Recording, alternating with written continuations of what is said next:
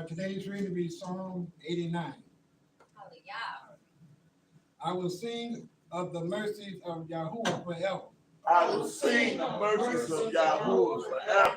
With my mouth will I make known thy faithfulness to all generations. With my mouth will I make known thy faithfulness to all generations. For I have said, mercy shall be built up forever. Mercy shall be built up forever. Thy faithfulness shalt thou establish in the very heavens. Thy faithfulness shalt thou establish in the very heavens. I have made a covenant with my chosen. I have made a covenant with my chosen. I have sworn unto David my servant. I have sworn unto David my servant. Thy seed will I establish forever. Thy seed will I establish forever. And build up thy throne to all generations. And build up thy throne to all generations. And the heavens shall praise thy wonders, O Yahuwah. And the heavens shall praise thy wonders, O Yahuwah. Thy faithfulness also in the congregation of the saints. Thy faithfulness also in the congregation of the saints. For who in the heavens can be compared unto Yahuwah? For who in the heavens can be compared unto Yahuwah?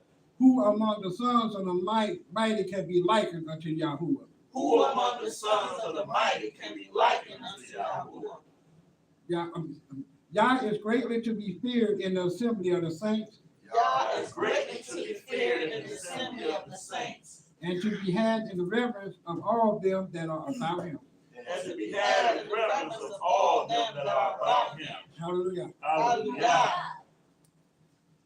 Awesome.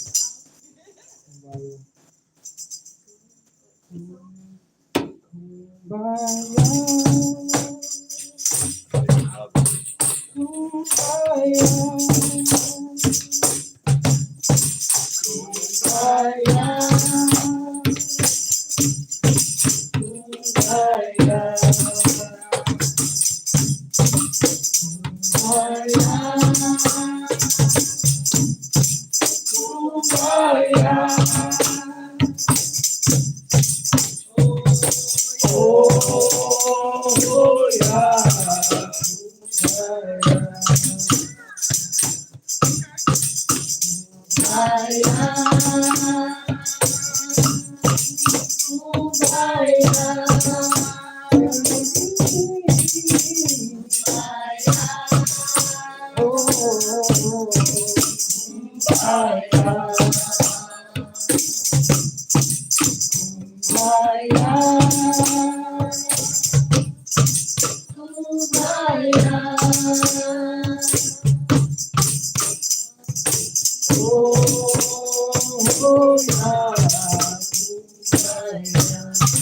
Somebody's praying.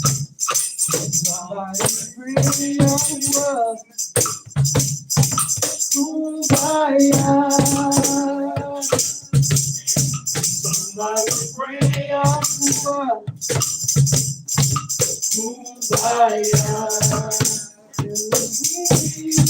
Somebody pray kumbaya.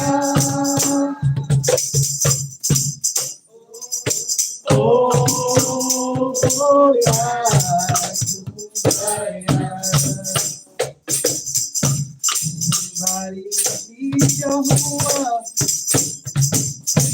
kumbaya. Somebody need your kumbaya.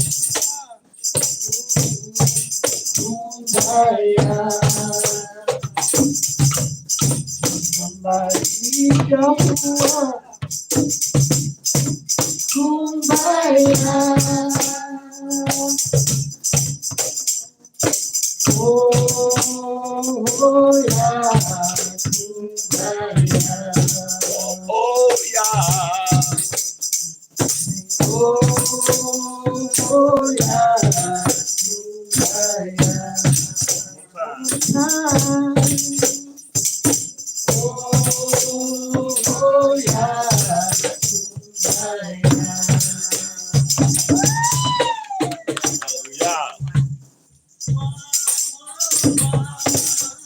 One way, yeah. One way,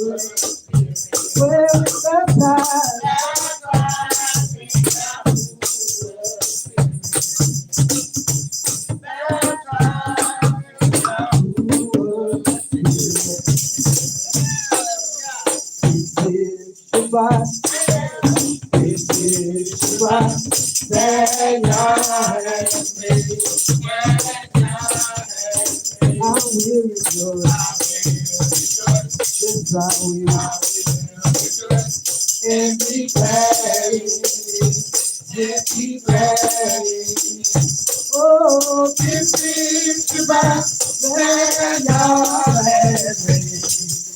I will rejoice and be glad.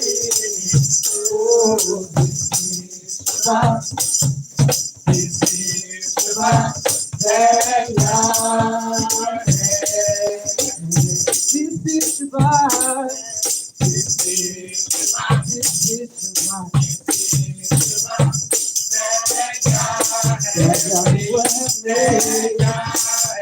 I will rejoice. Yes, I will. And be glad. And be glad. This is the box that I will rejoice.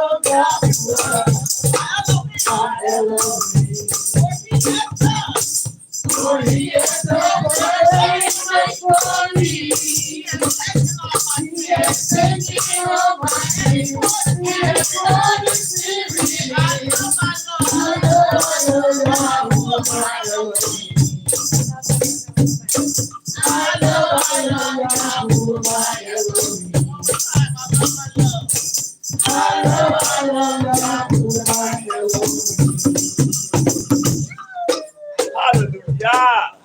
Hallelujah. Oh,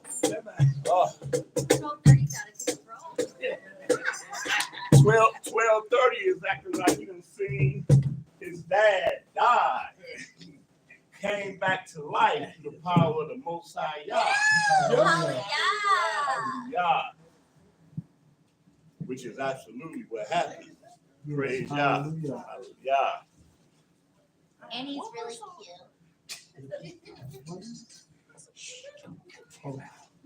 All right. Everyone can be seated. Everyone can be seated. Hallelujah. How was that? Okay.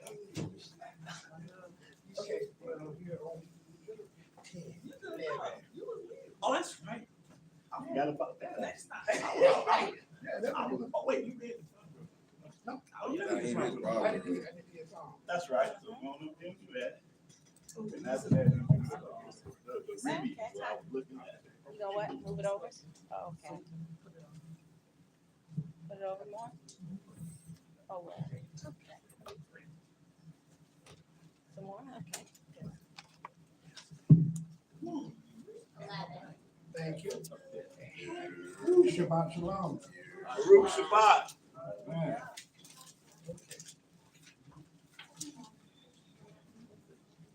Okay, today's reading will be out of the book of Proverbs, chapter 11.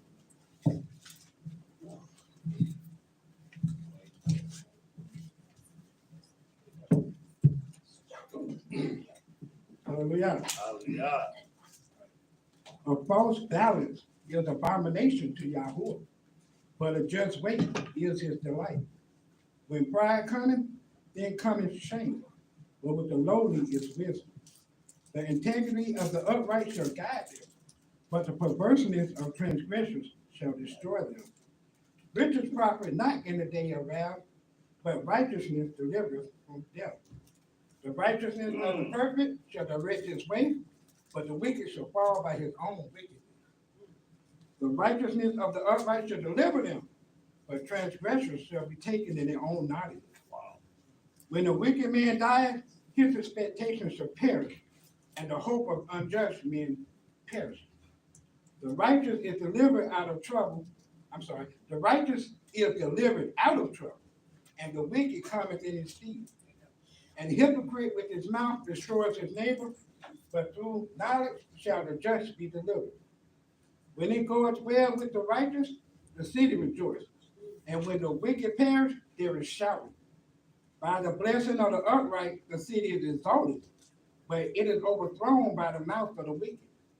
He that is void of wisdom despises his neighbor, but a man of understanding holdeth his peace. A talebearer revealeth his secrets, but he that is of faithful spirit concealeth the matter.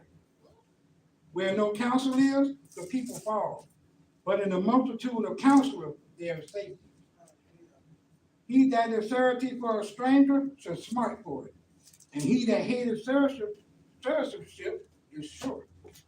A gracious woman retaineth honor, and strong men retain riches. The merciful man doeth good to his own soul, but he that is cruel troubles his own flesh. The wicked worketh a deceitful work, but to him that soweth righteousness shall be a sure reward. As righteousness tendeth to life, so he that pursueth evil pursueth it into his own death. They that are of a froward heart are an abomination to Yahuwah. But such as upright in the way are his delight. Though hand join in hand, the wicked shall not be unpunished, but the seed of the righteous shall be delivered. As a jewel of gold in a swine's snout, so is a fair woman which is without discretion. The desire of the righteous is only good, but the expectation of the wicked is wrath. There is that scattereth and yet increaseth, and there is that withholdeth more than its meat, but is tendeth to poverty. The liberal soul shall be made fat, and he that watereth shall be watered also himself. He that withholdeth corn, the people shall curse him, but blessing shall be upon the head of him that selleth it. He that diligently seeketh good procureth favor, but he that seeketh mischief, it shall come unto him. He that trusteth in his riches shall fall, but the righteous shall flourish as a branch. He that troubles his own house shall inherit the wind, and the fool shall be servant to the wise of heart. The fruit of the righteous is a tree of life, and he that winneth souls is wise. Behold, the righteous shall be recompensed in the earth, much more the wicked and the sinner. Hallelujah. Hey, while you up there, do our reading.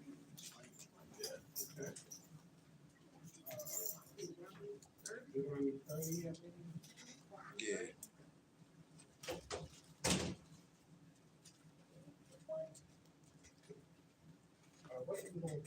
What should I say? Deuteronomy 30. This will be our, the Shabbat class. Just Oh, read. that's Yeah, Alright. you can think of something better than that. always say that. Not this week, but all right. Today, we're gonna have a reading that we normally read every Shabbat. Right. This would be like the sword, our spirit of Yah, reading for every Shabbat day here. Right. Is Deuteronomy chapter 30, verses 1, 2, and 3. And it shall come to pass, when all these things are come upon thee, the blessing and the curse, which I have set before thee, and thou shalt call them to mind among all the nations, whether Yahuwah thy Elohim has driven thee. And it shall return unto Yahuwah thy Elohim, and shall obey his voice according to all that I command thee this day, thou and thy children, with all thy heart and with all thy soul. That then Yahuwah thy Elohim will turn thy captivity and have compassion upon thee, and will return and gather thee from all nations, whether Yahuwah thy Elohim has scattered thee. Hallelujah.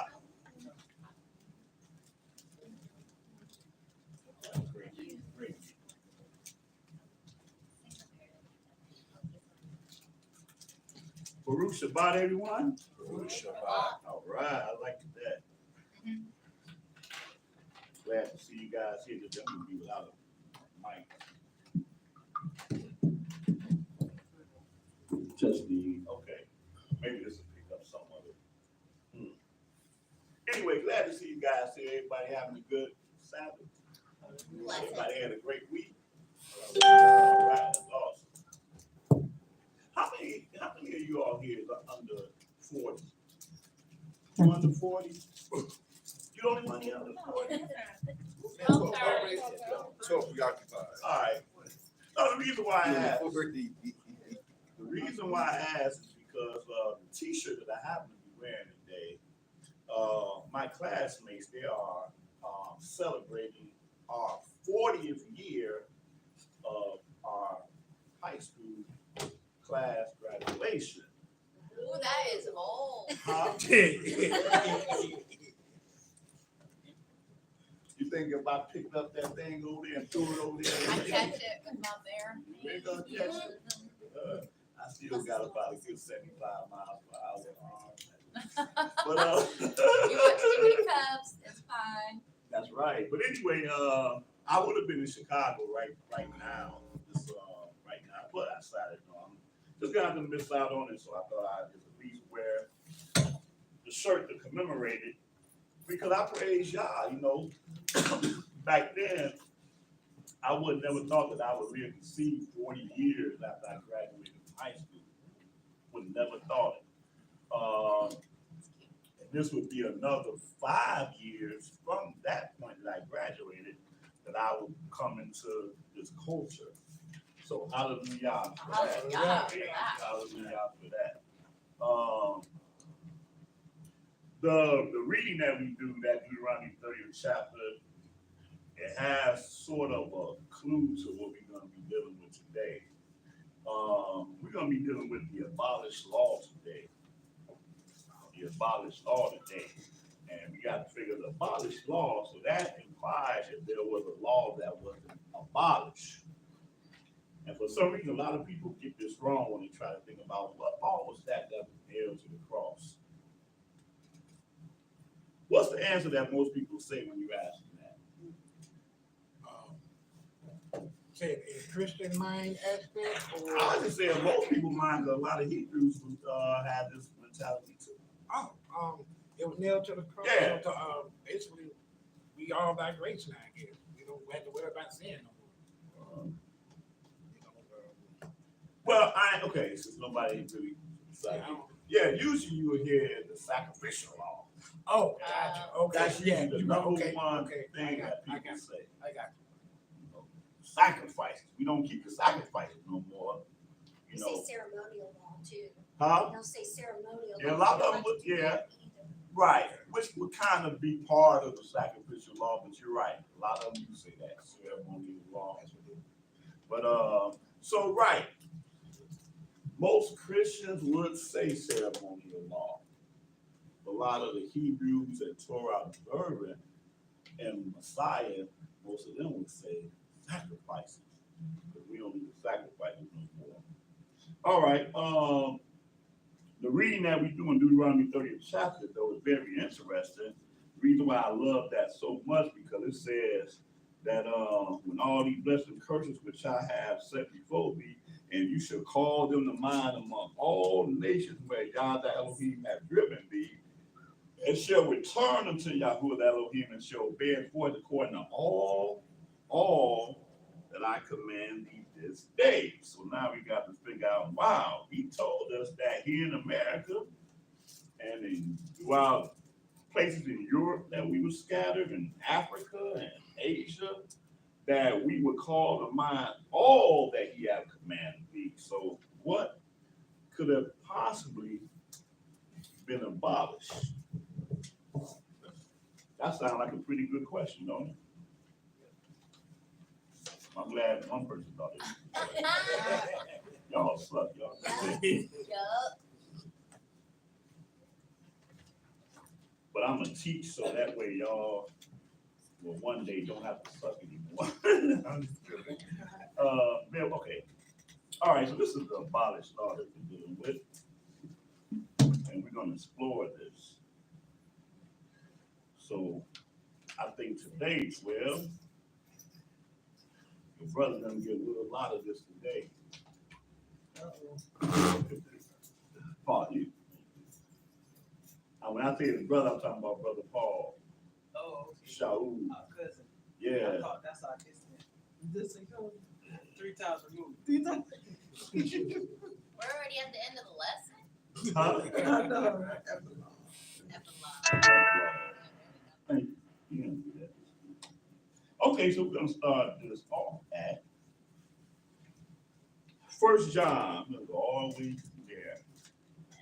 Matter of fact, the majority is gonna come out of the New Testament, as a matter of fact. So this is gonna be mostly the New Testament dynamic, except for maybe a couple of passages. 1 John third chapter. 1 John, third chapter. And start this off at the 4th verse. 1 John, Uh-huh. what chapter? 1 John, third chapter, 4th verse. Hallelujah. Yeah. Whosoever commits sin transgresses also the law, for sin is the transgression of the law. So that is the biblical definition of sin. Transgression of the law. So the law was given to us whereby we may be able to show ourselves to be righteous servants of the Most High here on this earth, and to eliminate anything that offends the Most High. Right. That is the gauge wherewith we live. So whosoever committed sin, they transgress the law, for sin is the transgression of the law. Verse 5. And you know that he was manifested to take away our sins, and in him is no sin. You know, the more I read in John, Peter, James, but especially John was raw and uncut, man. You read some of his stuff, you be like, how do Christians still live? Like you said, I wonder what the Christians would think.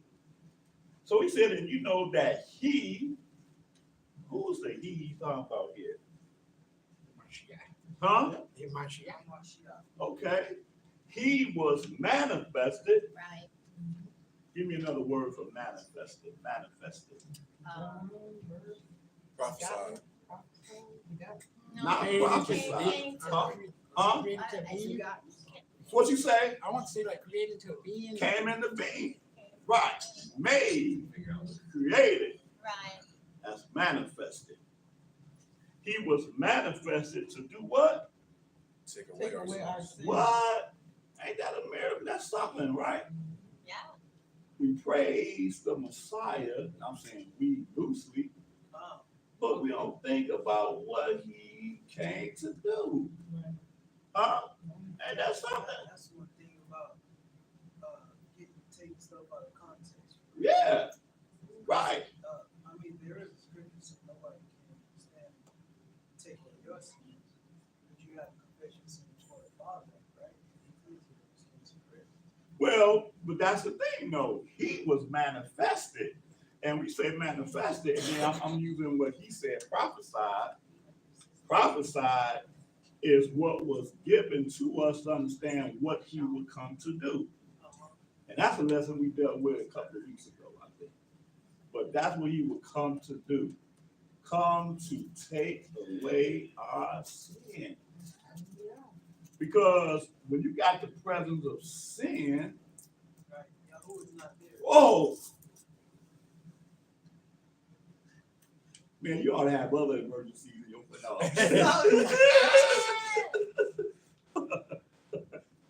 Be nice, Oz. I am. But see, people is man, just crazy how religious people don't get this. The presence of sin equates to the absence of the Most High. The Most High cannot dwell in sin. Right.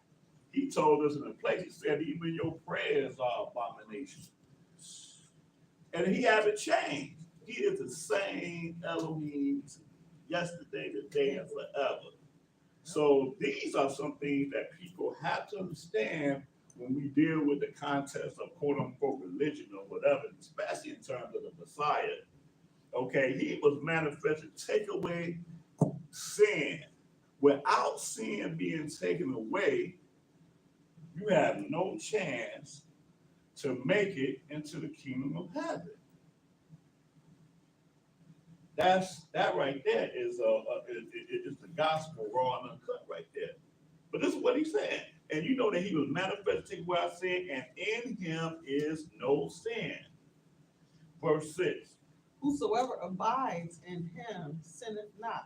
Whosoever sins hath not seen him, neither knows him. John is raw and uncut with this. Because we like to say all day, oh, we all sin. We know how we like to. We should put that on the T-shirt. How people like to say that. But when you give energy to that, what you're really doing is making an excuse.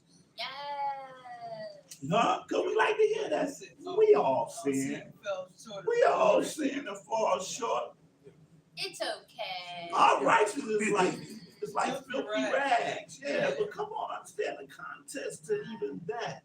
There's a context to that, but we make it be like something that you need to put on your number one mantra, motto, or whatever. But he said, "Whosoever abideth in him sinning not." If you abide in him, you do not sin. There's a chance that you could, if you have not sinned in the past 5 minutes, there's a chance that you might not have sinned in the past 10 minutes. There's a chance that you might not have sinned in the past 4 hours. Even if you sleep for most of those hours. Don't stop. Let's stop making it seem like you have to sin. Right. You don't have to sin, man. You see, I choose before you life and death, good and evil. Choose. So wait a minute, it's a choice. It's a choice. You got a choice to wake up, Right, go to work, right, you can stay home, right, right, and your lights, right. you know what I'm saying, Yeah. don't pay your bills. So is there a chance that as long as you live, you might not ever sin? I can't say that. Paul, as an example, couldn't say that. He said, look, I'm running a race. 1 Corinthians 9 chapter, I'm running to keep my body under subjection. Lest by any means I may have preached to others and find myself a castaway. So as I stand right here, I'm the same thing that Paul said. Tonight, I pray that the Most High will again, and through his power, keep me from transgression.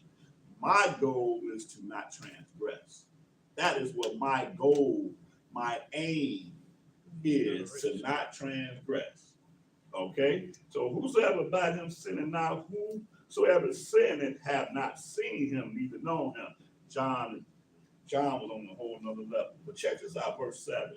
This is what I'm talking about right here, verse 7. Little children, let no man deceive Don't you. let no man deceive you. And this is his response to those sayings that I was saying a few minutes ago.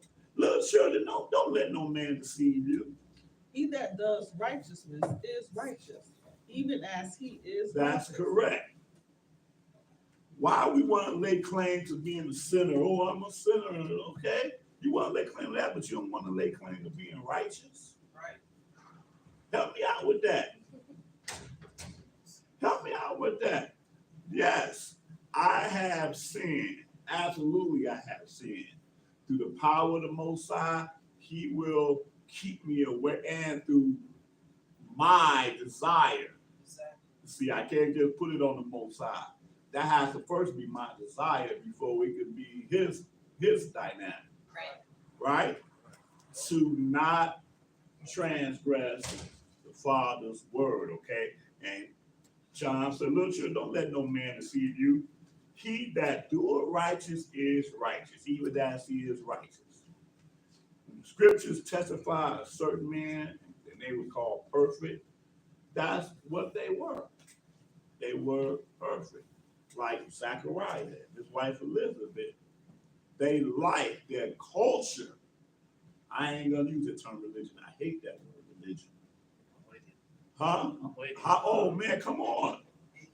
Come on. AJ was like, he was like, I guess they think being humility by claiming that being in sin. He's absolutely correct. He's absolutely correct. And Read there's that again. that he says that in the spirit of humility, I'm putting words in his mouth, but I'm saying in the spirit of humility, we sometimes like to claim to be a sinner or whatever. And there's a place for that. But the reality is, you're going to be the one or the other. So that's somewhere in Revelation, somewhere, 3rd chapter, 2nd chapter, somewhere, where he said, I got a problem with this one particular church. One of y'all might know which church that is, or assembly. I don't like that word church. Assembly. That they are neither hot. He said, be neither hot nor cold. No, be not be lukewarm. I'd I rather would rather, be excuse hot. me, be hot or cold. Lukewarm, I spew you out my I mouth. would speak out. That's right. That's what lukewarm is. You know, I'm a sinner sold under, and I'm righteous. And he right. If we declare being righteous, it makes us sound like we're Exalting ourselves. exalting ourselves, Or pride. self-righteous, Yeah, right. Yeah. prideful, and all of those other things. And there's a place for that too.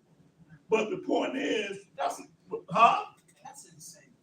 But it is what Why it is. can't I claim myself to be righteous and without sin? Because it's that same perception he's talking about right there. It's the same Because perception. the words say, he that claims he has no sin is a liar, and the truth is not in him. Right. So by that alone, you low-key can't claim righteousness.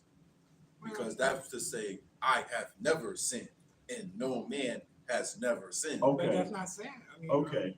Just for sake of argument, I say when Okay. they be like, well, we all have sin, we all have sin, we all have sin, and when it comes short of glory of God, I say, well, look, where does it say you stay in sin? Right. So even though you all have sin, And that's what that's we the whole talking point about. of repenting. So Right. what is repent? So if you get what I'm Right. saying, so Right. you can say, but Exactly. I won't let it get me. I just Because the thing is, they would have a big problem with what John is saying right here in these passages right Yeah. here. A big problem. But if we say that transgression of the law is sin, what I have never heard anybody do is actually break down all 613 laws. So if we don't understand what the laws are, how can we understand what actually is sin? Because one of the laws is you can't eat on higher time. So if you ate on the job, that's a sin. But nobody's broken that down. Ooh, you gotta give me that one. You gotta give me that one. So if you ate in that truck, you sin. Okay, well, you gotta give me that They one, gotta man. understand too. I'm driving that truck, Yeah. steering It's wheel in one one of the hand. laws is you can't eat on higher time. Okay, you gotta give me that one. I give yeah, that one to the class. but you have to higher time too as well. When they give you your breaks, that break. That's not higher time though. That's a break. Exactly. So you know. So like for me, I'm on salary. Hey, But hey, here's look the- that one but- up, but shut that here's the one. thing, here's the thing, even though that's in there, is there a judgment for it? Because see, you understand what I'm And that's saying? another thing. Is there a judgment? Because, you know, he tell us that we're fringes too, but there's no judgment for not wearing it. Right, You And understand? that's what another I'm thing. saying? It's so many things with the law. that's correct. Nobody breaks it. Nobody's really like taking it and really broken it down. Mhm. So that's how you got these loopholes of, oh, well, this, You know, nobody never told me the law, When it's so. a sin to death or a sin to a punishment, there will be a judgment next to it. True that. And see, what she's saying right there is really key right there. It's really key.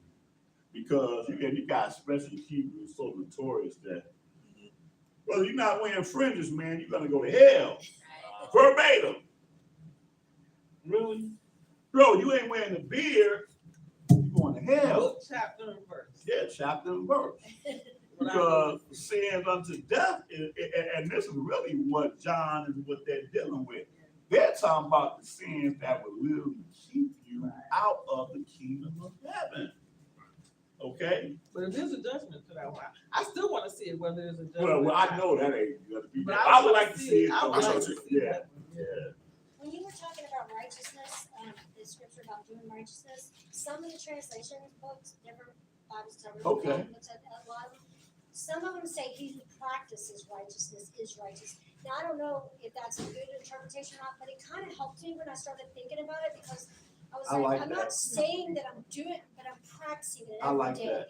I'm really trying it. Yeah. That really helped me when I started, for I at least like for that. my mind, you know? So I Right. kind of liked that Right. translation because you Yeah. find that the people that were actually righteous in the Bible, they were trying to do it. They were trying to be righteous. And I think every day if we try to do it, that goes a long way with him. Because I actually think you can, if you're making excuses like you were talking about, people make the excuse about sinning.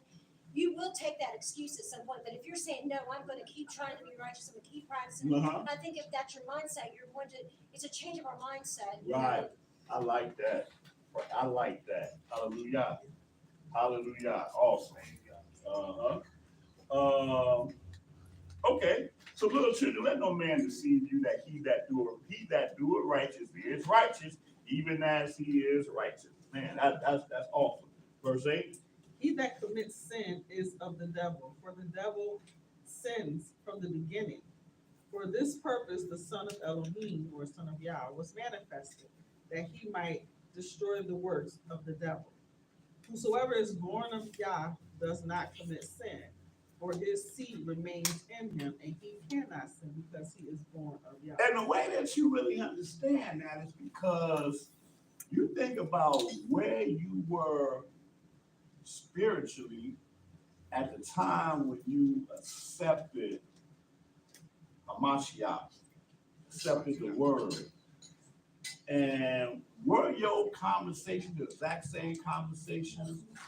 Did you allow the same type of things previous to that than afterwards, even among people that are close to you in certain conversations? Just say, I'm gonna use this as an example. Just say, me and my close friend, Me, not you, just throwing that out there. and specifically me and my close male friend, you know, we get together and one of them be like, man, you wouldn't believe who I tagged last night. Right. See, I don't really have that type of dynamic. I don't have nobody that's gonna come up to me and have that type of conversation with me. Back then I would have, and probably even back then, and it's just me, I probably wasn't that, like, oh, who like that. I just was never really quite built like that. Some things I was built, I ain't gonna lie, but in that part, I was just a little different. But just say it was though. Whatever what my conversation was, it's not the same now as it was then. Is the point that I'm making.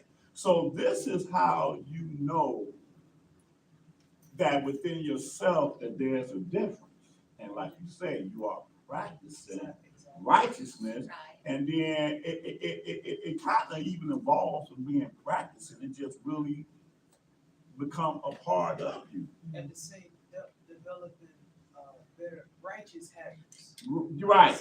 Righteous habits. And then to a point, it just don't even be like a habit or something you practice it anymore. Or an afterthought. Right. It's Yeah. embedded in you. That's Just right. like a child. Absolutely. Just what you're And taught. Like absolutely. you I wanna kind of go back to an earlier point. A lot of people they see being righteous as too tall of a task. That's the problem. It's a lot easier to just say, I love I that. sin, but to be righteous is to be perfect. And it seems as this grand thing when sin is broken down, no one breaks down the task of being righteous. Just broken down is, okay, one day I do this, and then day by day, they just see it as this grandiose thing of I'm perfect as Yah saw it or as Yah commanded, as opposed to what he really said was take it day by day. Because even Shemaiah took it day by day. Dawid took it day by day. Everybody in the Bible, they took it day by day. Even when they fell short, it was, I see you. I see you actually trying. And that's really what's ultimately being asked, as opposed to, no, just be perfect. Right. So, So- So this wasn't in my lesson, but let's skip down to 1 John 5th chapter. 5. Bob, Yeah, just turn the page. Pick this up from the second verse, as a matter of fact. Uh-huh. By this we know that we love the children of Yah, when we love Yah and keep his commandments. Wow. For this is the love of Elohim, that we keep his commandments, and his commandments are not grievous. And just on a different note, when John is talking about God, as we read here in the verse that we read, he's not talking about the Son, he's talking about the Father. right. Okay?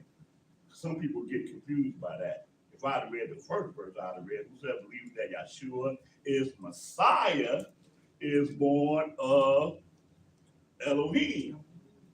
Not Yeshua, he's already talked about him. He's talking about the Father right here, right? That's right. Okay. And everyone that loved him and begot of him also is begotten of him. By this we know that we love the children of Elohim, and we love Elohim and keep his commandments. And then he go on to say in verse 4, for whatsoever is born of Elohim overcometh the world, and this is the victory that overcometh the world, even our faith. Who is he that overcometh the world, but he that believes that Yahshua is the Son of the same one that we've been talking about, the Father, Elohim, okay? But the point I read here is understanding, well, this is love of Elohim, and we keep his commandments, and his commandments are not grievous. Because by tradition, by religion, we were taught that they were grievous. You know, if somebody could have a camera, oh, we do have a camera, just look at us right here, what would they be thinking? I mean, like, I'm wearing a t-shirt, the same t-shirt that somebody else is wearing, and you wearing t-shirts. I mean, like, what? Where's our difference at? Where am I struggling at? I'm struggling because I'm keeping Shabbat. And that's a perception. Yes, Shabbat is a struggle, but Sunday morning I must go to church. And I enjoy myself going to church. But Saturday, Shabbat is dreadful. And I remember this conversation. Huh? I remember this conversation a few Shabbats ago, but I'm gonna bring it up again. It's tied into how the world views Saturday and how it's Exactly. That's correct. That's correct. Absolutely. That's because we've been told what we should be you know doing what? on Saturday. And guess what though? But that's why he said what I just read about verse 4 saying, for whatsoever is born of Elohim overcometh the world. We're doing it. We're doing Right. it. We got this. We're So doing it. we're in the world, but we're not of the world. True. When we were of the world, we would be doing everything that the world does.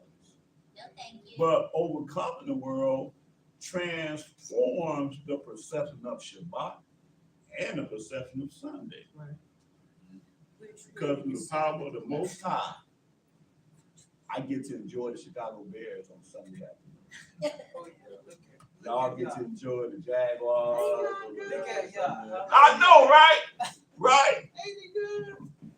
And I'm sitting there saying, you know what? It must be real difficult to have to be in church at 1 o'clock Sunday afternoon. During September and February. You better say that, brother. No, you just have to have. But I had to put it like that because, like you said, it's a perception. Yeah. It's absolutely the perception. Okay? And that's all it is, a perception, man. You were born, and but it's just as easy as, you know, you born in one place, and when you know, we were talking about that before class started, about the place we were born in, but to us it's normal. Everything is normal wherever you grew up, wherever you from. But then when you step outside of where you grew up and go to another city or town, you be like, man, what is this? I don't think I can get used to that. But if you stay long enough, and then you go visit back to where you come from, you're gonna be scratching your head the third time. And everybody that knew you will be scratching their head at you. It's like, I got a whole bunch of classmates that scratch their head at me all the time. I bet. All the time. But I'm still that same fun-loving person, but they just don't want to see me like that because, you know, perception. Right. You know, it is what it is. But again, it's all about overcoming the world. I ain't even really got to the crux of the lesson yet. Now, what I was going to do right now, matter of fact, I'm just going to mention this. I'm not going to read it, take the time to read it. I was going to read Exodus 20, which are the commandments. Okay? The commandments, the 10 commandments, which I call the Bill of Rights. Right? The Bill of Rights. Huh? We should. No. I'm going to be mindful of time. Read Exodus 20 on your own time. And the reason why I want to read that was because I want to emphasize Exodus 21, which is going back to a point that you just made a second ago. Matter of fact, let's go to Exodus 21 and read it. You finish everything on. Yeah, pretty much. Pretty much. That's the great thing about Shabbat, man. We do a class and we read different passages. And I suggest that everything that we read, man, going back on your own time and read above and afterwards. And get an even fuller understanding that couldn't be brought out in the lesson. Okay, so we're in Exodus, the 21st chapter. And start this off at verse 1. Now these are the judgments which you shall set before them. Wow. So we read the commandments just the chapter before this. Now he brought up this thing he called the judgments. These are the judgments which thou shalt set before them. I don't want to read all of these. I'm going to skip down to just some key judgments here. Let's try this one. Skip down to verse 12. He that smites or hits a man so that he die shall be surely put to death. Right. The commandment was thou shalt not murder. Now we have a judgment, just like what you was mentioning earlier. Right. Some commandments that when you broke them, the judgment was death. But then there were some commandments that when you broke it were not death. Anybody know what the judgment was if you steal something? You have to give it back and pay with interest. I think it was 5 times. Seven times? Yeah, I think it's 5. I think. I don't remember exactly the number, but I know you have to give back what you stole and Right. something on top of that. Right. I think it's 5th. Matter of fact, if I'm not mistaken, it says the 5th. If I'm not mistaken, we go. But the point is that, and see, and when you think about it, I don't want to get too deep into this, but when you think about it, it's the same dynamic. I'm a store owner. Gary's come to the store with no good intent, as it would be. Because of black. Because you got the third on your head, bro. Security guard had to not be on his lunch break, which you knew, because that's why you came in there in the first place. And so then you go taking something you don't supposed to take in there. Right when you think he about to head for the door, watch him. Pow! Shoot him dead. But that is not the judgment that Gary should not have died for that. According to Torah, he should not have died because he took something. Right. You know, there's a remote possibility, and this don't have nothing to do with it, but then what is it? That Gary's lost his job a couple of weeks ago.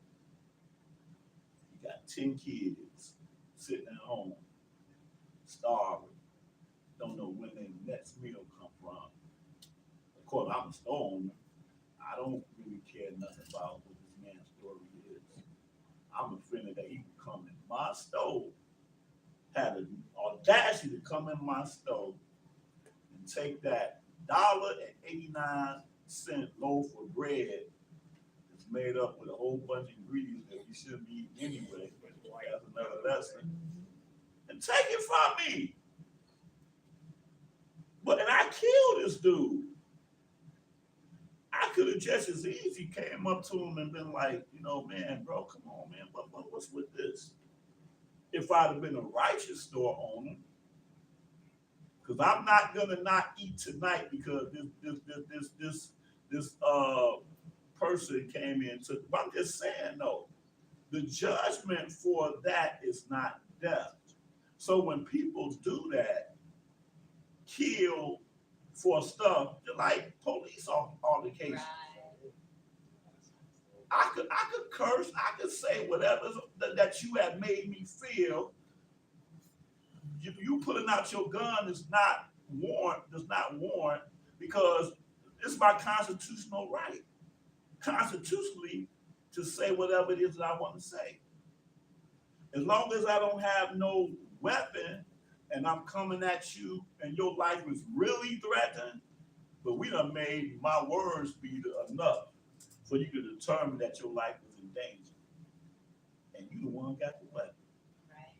And not only that, but they're trained to do other things, so they could shoot someone in the foot before they shoot someone in the heart, Absolutely. in the kneecap. Absolutely. Something Even in else? at that moment, it's like you got, first off, you got weapons. Second off, you can call other officers there.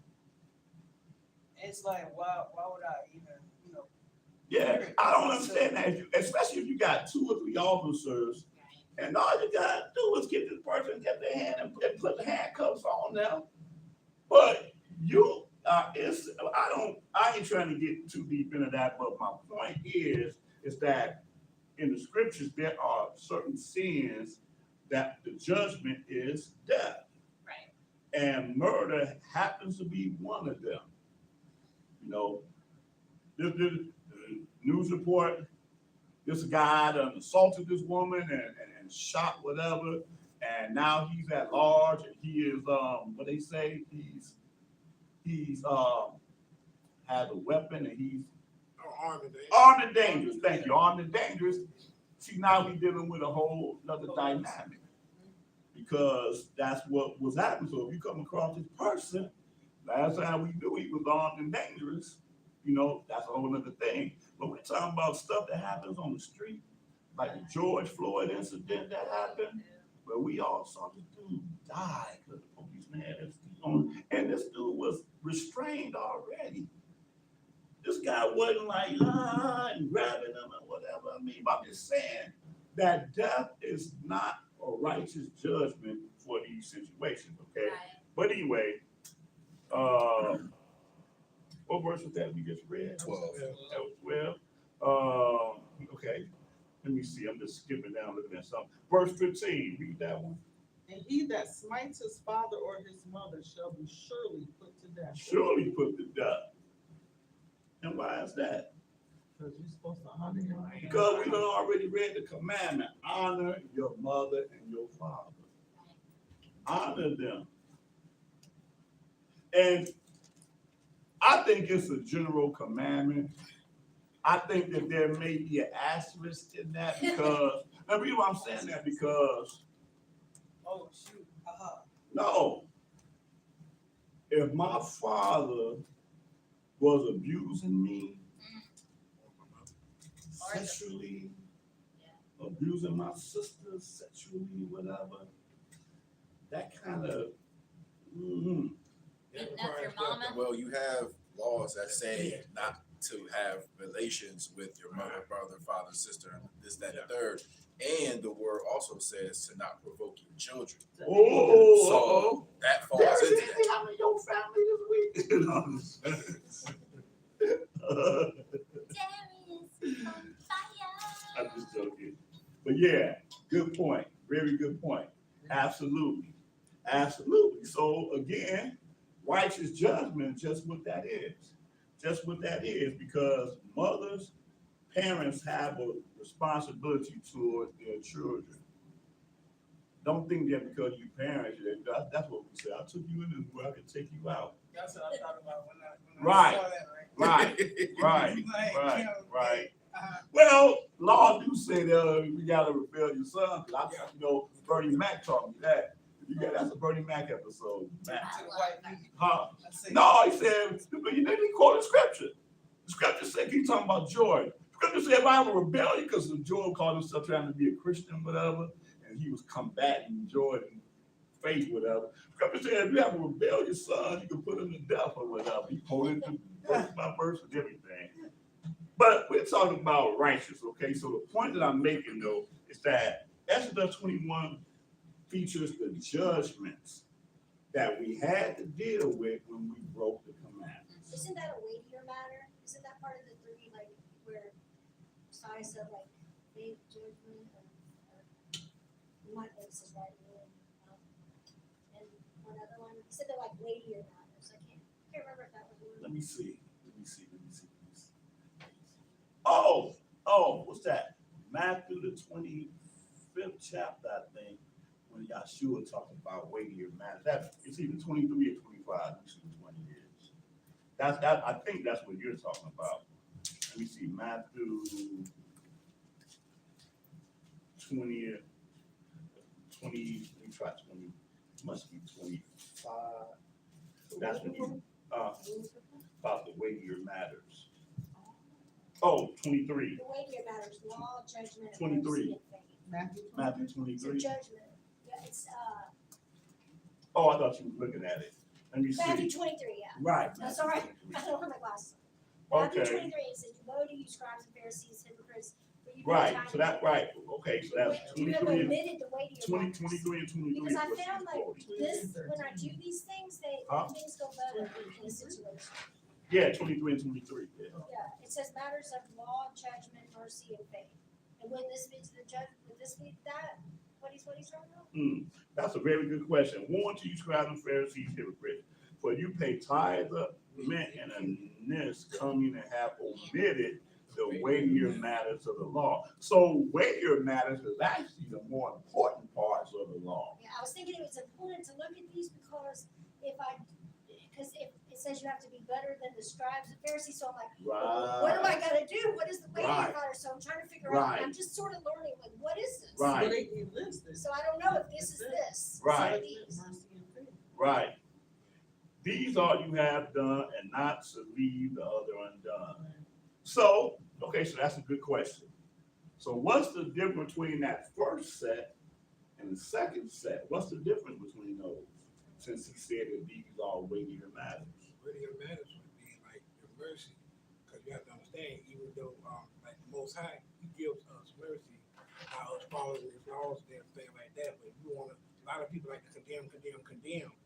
But it actually, if the Most High can always, if He would have had the same heart towards us as we've had towards other people, Right. none of us would make it, period, point blank. And if He wasn't but for our ancestors, if He didn't have that mercy, let us go on and continue messing up and all this and that, and still have the mercy enough to look at our forefathers. That's why I believe that's what it means. It's a weightier thing. Right. Without that mercy. Okay. You gotta have that Exactly. So in the example, he said you pay tithe of mint and anise and coming. So he was just saying strictly, specifically about having that money and giving your offerings specifically, right? But then as you give your offerings, in another place he'll say you have aught with your brother. But For what no he, reason. right, but what he said about that, he said, look, man, take that money and go back where you came from with it and go clear up that matter with your brother and then come back and pay your offering or whatever. But you doing that first without, again, the judgment that you're supposed to be practicing, the mercy you're supposed to be practicing, and faith, huh? That goes back to Matthew 6, when he was like, Father, forgive us. Like, so he was like, if you don't forgive your brother of your sin, how can the Father Right. forgive you of your sin? Right. So it's like, you going here to pay your alms, the reason why you pay Right. your alms is to put your prayer requests and whatnot before the Father. Uh-huh. But he's rejecting that because you have a fault with your brother. Right. Or your sister, y'all got a falling out. You need to redeem that relationship with your brother Right. or sister. Right. And if they're not trying to hear you, that's when, Uh-huh. the pastor or somebody. Right. They're not trying to hear the pastor, you bring before the congregation. You're not hearing the congregation, then they should be put out. Right. Or in another way, right, protocol, the word. In another way, you bring your offering before the Most High, but then you done had your sister dial your number telling you that she's short of money, and you turn her down, Knowing you got it. knowing you got it to get to her, but you don't want to get to her, and then you come bring your offering before the Most High. That's the mercy part right there. It's also the judgment part right there, because your whole judgment is all skewed, because you had the power to deliver somebody from whatever thing that they was dealing with. Well, right, absolutely. But you rejected helping to do something else, and you're doing it to show yourself to be righteous. Right. From the You know, from the pastor, the Huh? church. You're doing it in front of the people. And Right, all of that, Yeah, absolutely. yeah. Yeah, that's right, all of that. Right, all of that, but you are not a clean vessel in doing these things, okay? But, so the point is that you had the commandments that were given, and then you had judgments that were, and I'm quoting Paul, which is gonna be later, that were added because of transgression. Uh-oh, see, that's the clue to that which was abolished. It was a law that was added because of transgression. Without transgression, quote Paul again, which we're going to be later, there is no law. If the law don't say da, da, da, da, and I do da, da, da, da, did I transgress? No. No, not at all. Not at all, but we're going to read that, though. We're going to read that. But that's the point. So you have the law, commandments, statutes, and then you have the judgments, which was added because of what? Transgression. If everybody keeping that law, there's no need for the judgment to exist. Same thing with the dynamic. I'm jumping ahead about being under the law. Now, I'm not under the law, I'm under the grace. We quote that, but what is that saying? I'm not under the law, I'm under grace. You're not under the judgment of the law. It's not telling you you're not under the 10 Commandments. No, you're not under the judgment for breaking. Or it's the not 10 telling you Commandments. don't have to adhere or keep the temple. Right, exactly. But and we done messed all that up though. Yeah, that's taking everything out of context. It's taking it out of At context the same time, by reading it in the way we want to read it, perverting it, right? When do you think they started doing that? Huh? When do you think they started Ooh. doing I that? would They- blame they- the Catholic Church. They just, what it is, they would read. That's my guess. And Because you're they the right. reason- You because know the what? Catholic Church changed But you Shabbat know to what? Sunday. You're right from a worldwide sense, but all this was being done before Catholicism. Gotcha. And the reason why we know it was done before Catholicism because the disciples had to deal with these things. Like when John say, even at this time, there are many antichrists. The Antichrist is coming to the world now. That's what the Antichrist was, anti-Messiah, being contrary to it. There are people like, see, I'm gonna tell y'all, and y'all that knew me already know, I'm not a Paul apologist. I used to be. I used to be a Paul apologetic. Bro, that ain't what he made it be. Nah, I don't do that no more. Cause I quoted him this morning. I said, man, I thought to myself, he would call, for Christ is the end of the law. If you dealt with end of the law, it's the aim of the right. You know what? I don't try to explain what Paul said in certain things. I just don't do that no more. It takes too much out of my time. I'm like, okay, Paul said what he said. He said what he said. But anyway, the point I'm making is that there were people even in that time, in Paul's time, that really dealt and believed that the law was done away with. Right. That happened back then, first century CE, it was existed.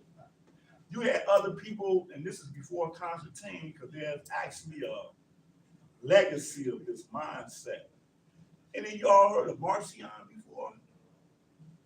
Marcion was one of these, how do I call these guys? Biblical scholars that existed before Constantine. 100, 200 C, whatever. Can you spell it? Marcion. Oh, no. And he had a doctrine like that. Matter of fact, here goes something else for you. The book of Barnabas that I have in the lost books of the Bible, that's supposed to be attributed to Barnabas, supposedly attributed to Barnabas. It has sections in that book says that he's supposed to wrote. That see, when you talk about the 7-day Sabbath, listen, and I'm paraphrasing, this is what the 7 represented. It represented this, that, and other. But now that Christ have died on the first day of the week, so we don't keep the 7-day Sabbath no more. We keep the first day, right? And it's in the book of Barnabas. And then he's doing the same thing with the dietary laws. You know, the Bible tells us that we are not supposed to eat pig because pig have certain characteristics about a pig that we're supposed to reject. Again, I'm paraphrasing. You can look it up online and read it. But now that Christ has died, he has delivered us from having to refrain from eating pig and stuff like that.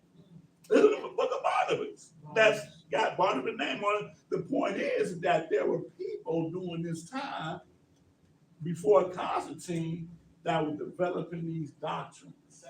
But the funny thing is, the same Christians that will push those doctrines will say homosexuality is wrong because of the law.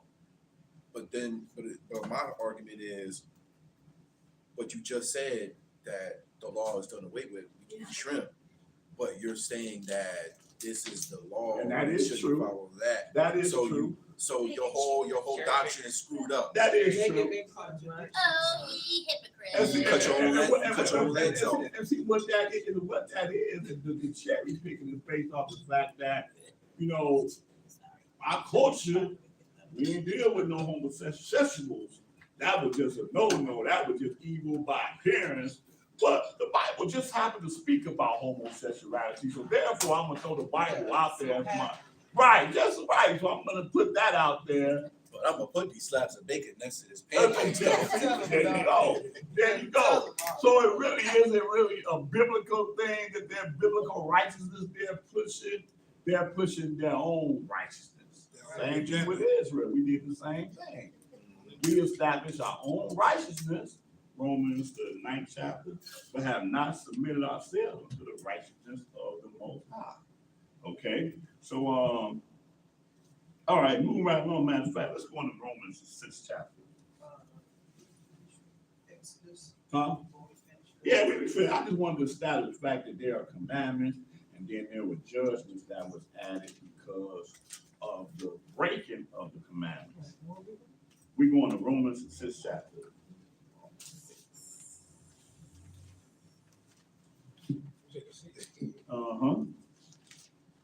See, in a lot of Paul writings, man, you try to read it, like Peter said, write some things which are hard to be understood. Yep. But I'm going to read something that ain't hard to be understood. Romans the 6th chapter. I think it was harder when people don't know the law. Paul's writings are harder to understand if you don't know the law. If you know the law, it's a tad- I would say that, but I No. emphatically disagree with Yeah, that. Emphatically dis- The reason why I was emphatic, I'll tell you why I emphatically disagree with that. Strong. Ooh, I don't want to get too deep with this. I just said like this, we dealt with this a few weeks ago. When Paul came to Jerusalem, in that particular time, he came to Jerusalem and was greeted by the brothers. And what the first thing that Paul did when he was greeted by the brothers? Y'all remember? This is the book of Acts. Clout chasing. When he went against, What did you say? What did you say? Clout chasing. Clout chasing. I like how you say clout chasing. And Oh, he was so, hey, look, hey, y'all see what I did in That's what he did. Right, yeah. That's what he did. y'all see all That's the what he details did. that I'm saying. That's what he did. Right. That's what he I did. was in Corinth over That's there, what he you did. know, man. That'd be like somebody walking in here right now, and the first thing they testify, man, I was over in Ghana and I I started. gave them the word, and so many believed, and I went from there, and I went to Athens, and then we all go, oh man, hallelujah, praise God. And that's what the brothers respectfully did. But then they said, but wait a minute, no, hold up, hold your horses. We have heard that you out here teaching people that you ain't got to keep the law. That was delivered unto us, and so we dealt with that. So another, and it said that these were believers, righteous people. That so my point is. Oh wait, so the righteous people were following Paul, that believed Paul instead of believing the law. Huh? That's what you're saying. No, the righteous people were Questioning. Paul. Right, Okay. because they had heard what Paul was doing. Right. So while we're sitting here trying to be apologetic for everything that we read that he said, circumcision is nothing and uncircumcision is nothing but like if you are circumcised, stay circumcised. But if you are uncircumcised, don't be uncircumcised. What? But that's what he said in one of his letters. So I'm just using that as an example. I'm not gonna be being apologetic because the same brothers was like, hey, no, hold on, come here, man. Don't go nowhere. Too far. This is Acts the 22nd chapter, so we went over this. But when you took Titus to see the elders, you circumcised Titus.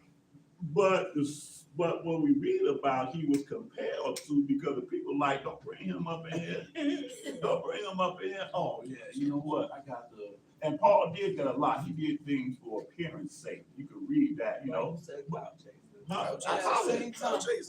the weak, I am weak. To the strong, right? To the weak, I'm weak. To the strong, I'm strong. You know. You trying to be on everybody's side. Right. Like I said, I don't want to. Man, look, this is a whole long lesson I can deal with. But Saul was lukewarm. But like, okay, but anyway, we're gonna read Paul right here now. Okay, let's get back to it. Like I said, I could be 3 hours. I guarantee you. Let's not. I love you. One day I might do this lesson. I might do a lesson one day. I might do a lesson, y'all. We're gonna be in Paul for a whole 3 hours. Oh, man. But we're in Romans the 6th chapter right now. Let's see what you gotta say right here. Okay. In verse 1. What shall we say then? Shall we continue in sin that grace may abound? That's a very good question. But the point is again, Darius, this is a doctrine he was dealing with then, way before Constantine. All Constantine did was just pick up on what, like, man, they done already set the groundwork. Yeah. Let me finish the work. For real. That's what it was. Yeah. So then he's asking the question, what shall we say then? Shall we continue in sin that grace may abound? Because Christianity, grace.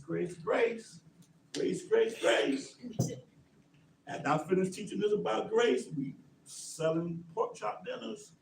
Smothered pork chops too. You're not helping. I don't even wanna With tell you- strong drink. I don't even want to tell you what it's smothered with. But anyway, Pork chops and strong drink. shall we continue in sin that grace may abound? Go ahead. Elohim forbid.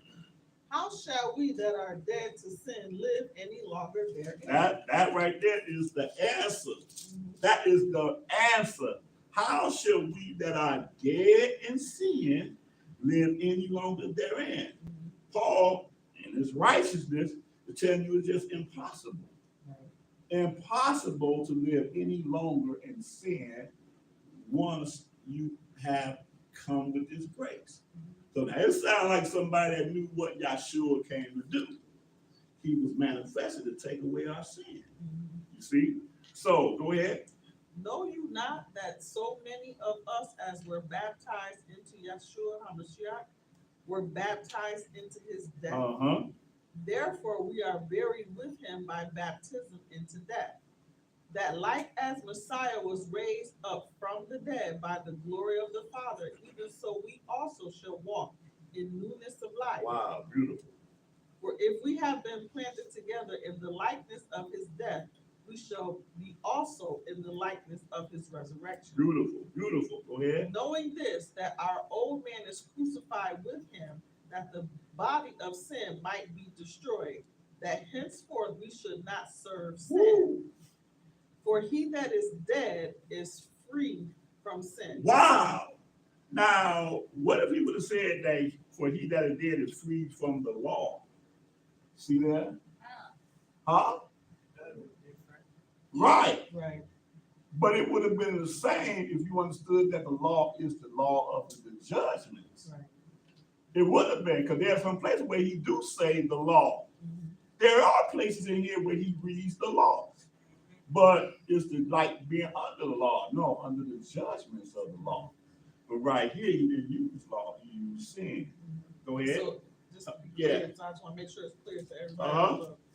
So the sin that he's speaking of is the transgressing the law, and the law that we're speaking of is Exodus 20, and the judgments are Exodus 21. Okay, But in that verse 7, he's just talking about sin, plain and plain simple. simple. Okay. For he that is dead is free from sin.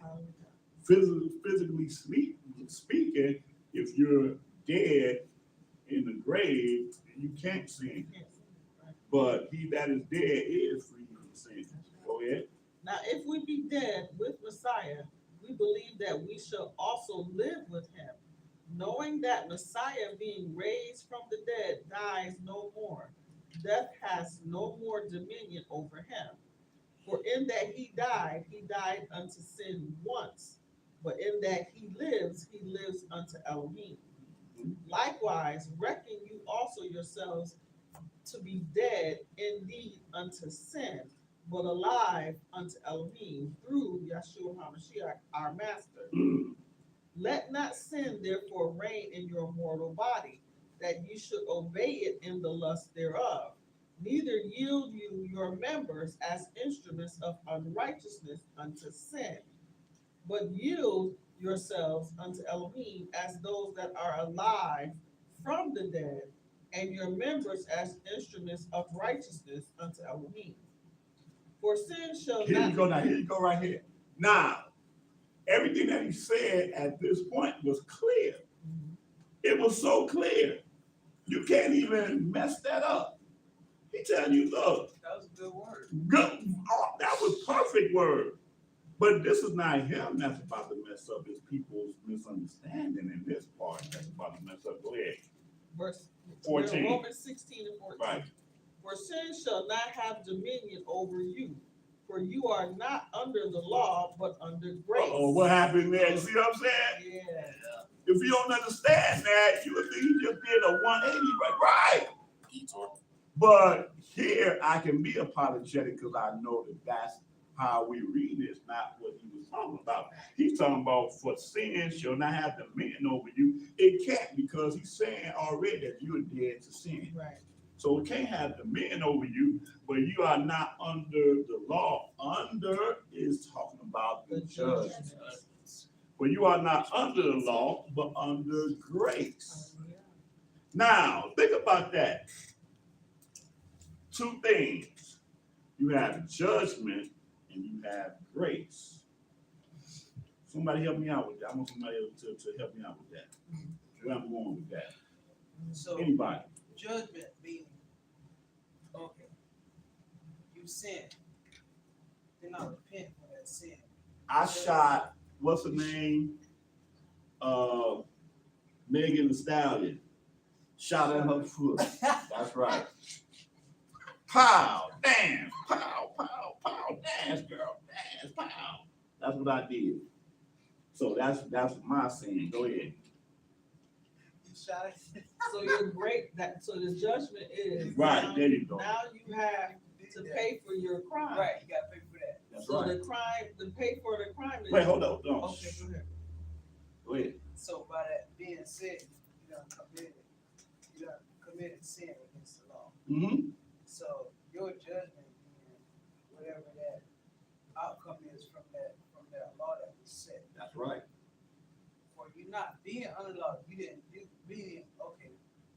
Flip side of that, you didn't do nothing. You didn't sin, so you under grace because you didn't commit sin. Well, no, grace don't have no part in Oh. it. If I did not sin, then that got nothing to do with grace. So if you sin, Right. If I The sin, grace is supposed to save you from the judgment That's- of the law. that's what you're trying to say. Right. Right. So The if I was grace to is kill supposed to you, save me from the I'm judgment. supposed to die due to the law. Right. But Or is grace, I don't get killed. Was the grace also, this is the question, a more lenient judgment? Because that, what he did wasn't unto death according to even according to the Torah, wasn't to death. If she'd have died, it'd have been. It would, if she'd have died, it would have been, but let's say the judge said, okay, well, you shot her in the foot, let's take one of your feet. Right. Ain't that something? Or the word That's said, eye to correct. eye, foot But for that's foot. exactly what it, And that's I what like the that. judgment- Good. That's That's what the judgment good. is, though. That's good. I like that. So the Absolutely. grace is, I'm not gonna take your feet, but I'm making you 10 years hard time. right? That's grace. I don't know which one is worse. I could, come to can take my foot.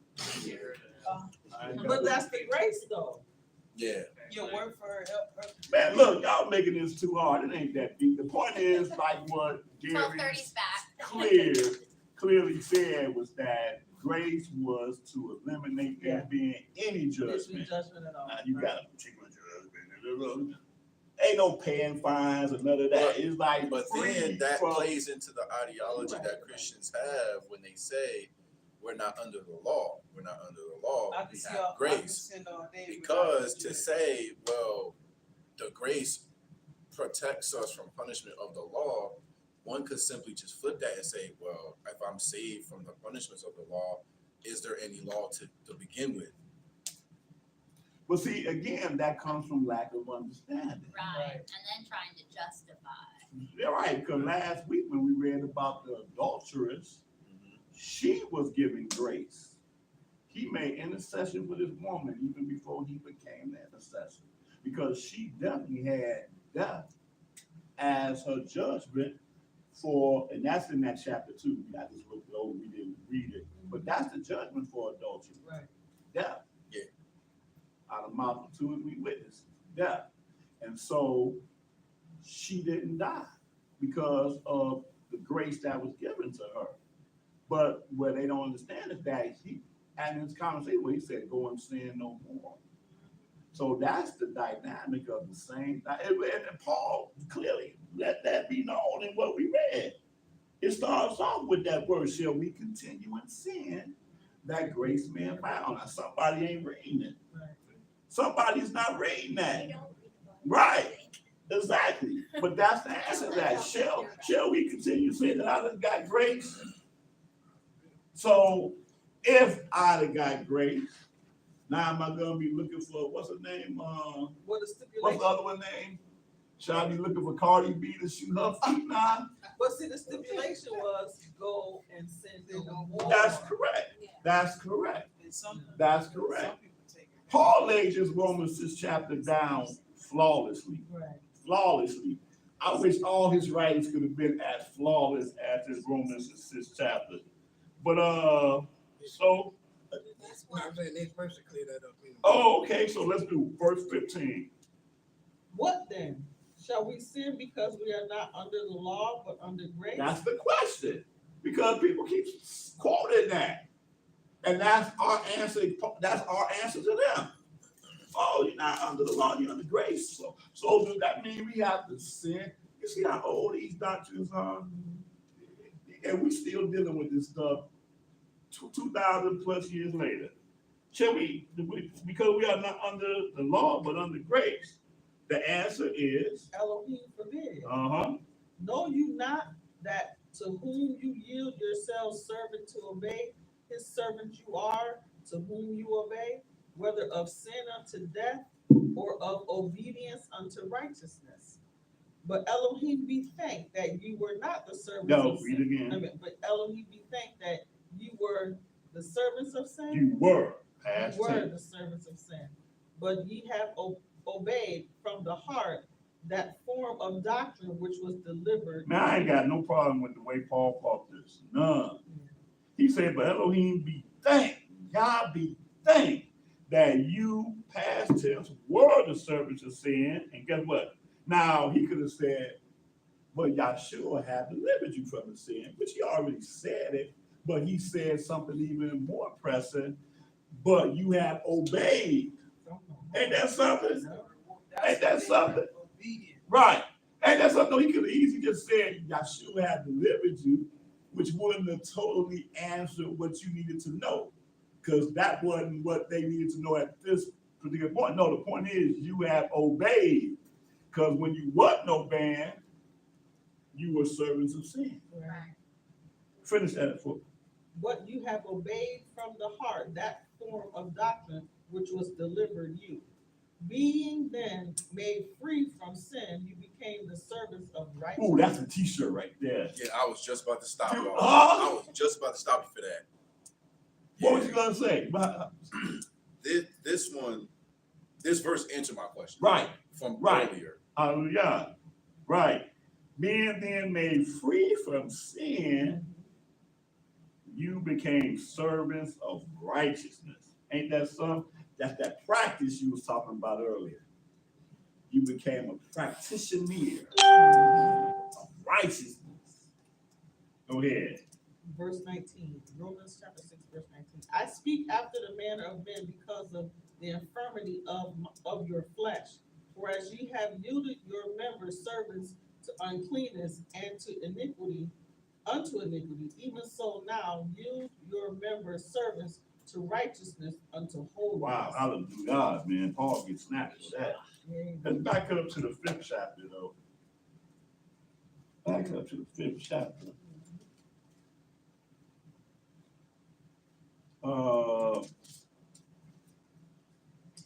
Let's start this at the top.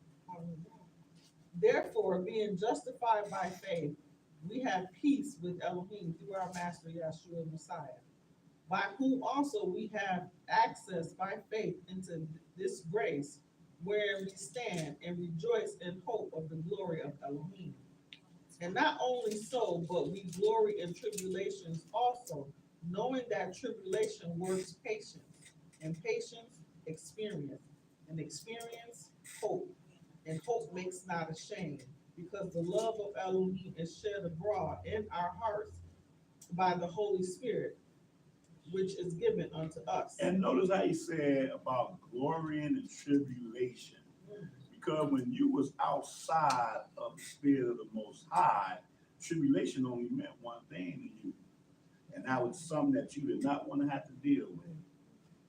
But now you're dealing with tribulations, a lot of tribulations based off of your, and they use the word faith. I like to use the word culture because it just means so much to me when I say culture. But your faith, you experience certain levels of tribulation, right? But he said we glory in those tribulations now. You could not have possibly gloried in any tribulation prior to becoming part of the household of faith. Okay? So also knowing that tribulation do what? It work in patience. Right. Whatever you're dealing with right now, man. And truth of the matter is whether you are in this truth or not in this truth, this is a principle that when you're in tribulation, there's nothing else that matters at this point. It seems like you're going through the worst thing you could possibly ever go through in your life. You can't even think past that moment. You can't think past that moment. You couldn't think past that moment a few days ago. You couldn't get on the other side of that. Impossible. But the Father always have a way of bringing you on the other side of it. Hallelujah. In a way in which you would not even have thought about it. You know, that's why I love Facebook, man. There's stuff on Facebook, man. If Facebook didn't have it in the memories, you would forgot that you ever went through some stuff. I'll read it to damn, I don't know what I was going to do. I'll look at Tonda, get mad all over again. I'm just joking. She ain't did, but I'm just saying that. Certain things that you went through, sometimes you could probably get those feelings of what you were dealing with when it was happening. But if it wasn't Facebook, you'd have forgot all about it. It's true. Right? Okay. Where we at? 6. 6. Go ahead. For when we were yet without strength, in due time, Messiah died for the unrighteous. For scarcely for a righteous man will one die, yet peradventure for a good man some would even dare. Now that's really important to understand right there. Because our dynamic of Yeshua may not be the total summation of the realness of Yeshua. Because when I read the testimony, I'm using him again as example, Zacharias and his wife, and even their son, John the Baptist, did Yeshua die for them? Because he said it in another place about dying for the sins of the world. Yeah, 3:16. Huh? Right. Or just in some other place, he talks about that. And he's like, but Paul is saying in here, like, for a good man. So in other words, some people were living righteous according to our cultures, according to what was given to us. But the vast majority of us was not. You see what I'm saying? So we kind of put it all together and like, Yeshua did die for to sift everybody. Right. But there are some people that actually have a testimony and had that relationship with the Most High, that if they died, they were gonna be in the kingdom, period. Whether Yahshua died on the cross or not. So that's because some people really believe that Mashiach was the only one who was able to save, and they forget that the Most High was able. Well, he was the one that was manifested to save, but my thing was that if the whole nation would have been living like Zechariah, there would not have been a point for him to come and do what he did. Right. It was the overspreading of abomination. I think I'm kind of quoting Daniel. The overspreading of abominations that caused him to be manifested, to come down and to do what he did. Yeah, but then, yeah, because we was messing up, but when you go all the way back to Torah, I think it's like Isaiah, like 42 and 6, 49 and 6. Matter of fact, he was talking to me about it last week. Yeah. That was to bring the Gentiles in as well. That he had to be as part of that because they didn't have the right to But had we had still been doing what we were supposed to have been doing in order, right, gotcha. yes, Yep, they would have came another way instead of the way that they came. right, through It would him, have been through us. through him, right, If we would have been doing right, they would have been Right. through us. right, But right. They were gonna come. All right. Let's finish that up though. Eight. But Elohim commands his love toward us in that while we were yet sinners, Mashiach died for Yes, us. sir, indeed. Go ahead. Much more than being now justified by his blood, we shall be saved from wrath through him. For if, when we were enemies, we were reconciled to Elohim by the death of his son, much more being reconciled, we shall be saved by his life. Man, Paul must have had a good dinner that day, boy. Or maybe he didn't have no dinner at all. And fast, You were for a fast. couple of weeks or something, man. He sleep laying down better than I could formulate it in my mind. But go ahead. Not only so, and not only so, but we also joy in Elohim through our Master Yeshua Messiah, by whom we have now received the atonement. Yeah. Yep. Therefore, as by one man sin entered into the world, and death by sin, and so death passed upon all men, for that all have sinned. For until the law, sin was in the world, but sin is not imputed when there is no law. Now, this right here is where it kind of gets a little bit questionable, but I want to read through it anyway. Go ahead. 14. Uh-huh. Nevertheless, death reigned from Adam to Shemaiah, even over them that had not sinned after the similitude of Adam's transgression, who is the figure of him that was to come.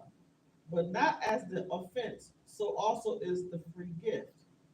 See, this the part I don't get. Go ahead. But not as the offense, so also is the free gift. For if through the offense of one many be dead, much more the grace of Elohim and by gift by grace, which is by one man, Yeshua HaMashiach, hath abound unto many. Did that make sense? No. Oh, okay. The thing that he kind of lost me with is that verse 14, nevertheless death reigned from Adam to Shemaiah. And when you read that, it's kind of like he's alluding to the law coming through Shemaiah. Right. But the law wasn't created through Shemaiah, though. That's Given to It was given Huh? to him, but it was given to him to Israel. But the law existed before there Right, was that's an what I'm saying, Israel. yeah. So- Before there was a Shemaiah, the law, Adam had the law. Noah. Noah had the law. Enoch had the law. Enoch was scared. Lamech, all of them had the law. So the illusion that he's giving here is, how my man says on Wild and Out, that's a little shaky.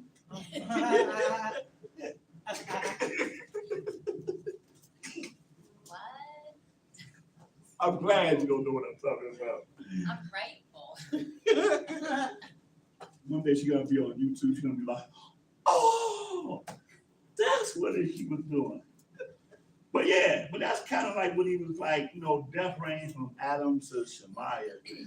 Again, the law existed before Shemaiah. So, but 15, it's clear when he said, but not as the offense, so also with the free gift. So Adam represents the offense, is what he's saying. But the free gift is represented by Yeshua, right? He said, for through the offense of one, being Adam, many be dead, and all of us is dead to that offense. Because we were not even created to die. That's the crazy part about it. We were created to live forever. Death was not something that was part of the creation at all. See, that right there is something that most people don't even understand. This dynamic here is a very temporary existence. And when you really understand it, you can really treat death better than you could without the understanding. Where was I at 58 years ago? I see all the records, even in Chicago. I look at pictures like, man, look at that. That's before I was born. Guess what? Not before I was born, but before I was given this tabernacle. Right. Don't that give you a whole different dynamic of it? Your energy was already here. Huh? Well, I'm not claiming my energy was here. All I know is that whatever existence, which I want to say there was just no existence, unless you say I was a gleam in my dad's eye or whatever, but I wasn't here. But the world was here, and there's a record of things that existed before I came into existence. But the point is that at March 9, 1965, I received a tabernacle, which is this body. And I'm clothed in this body right now. And throughout my existence, really our existence, and Paul actually lays this out nicely. I had to deal with certain things in this thing, COVID. Man, I was in the wrong place at the wrong time around her family.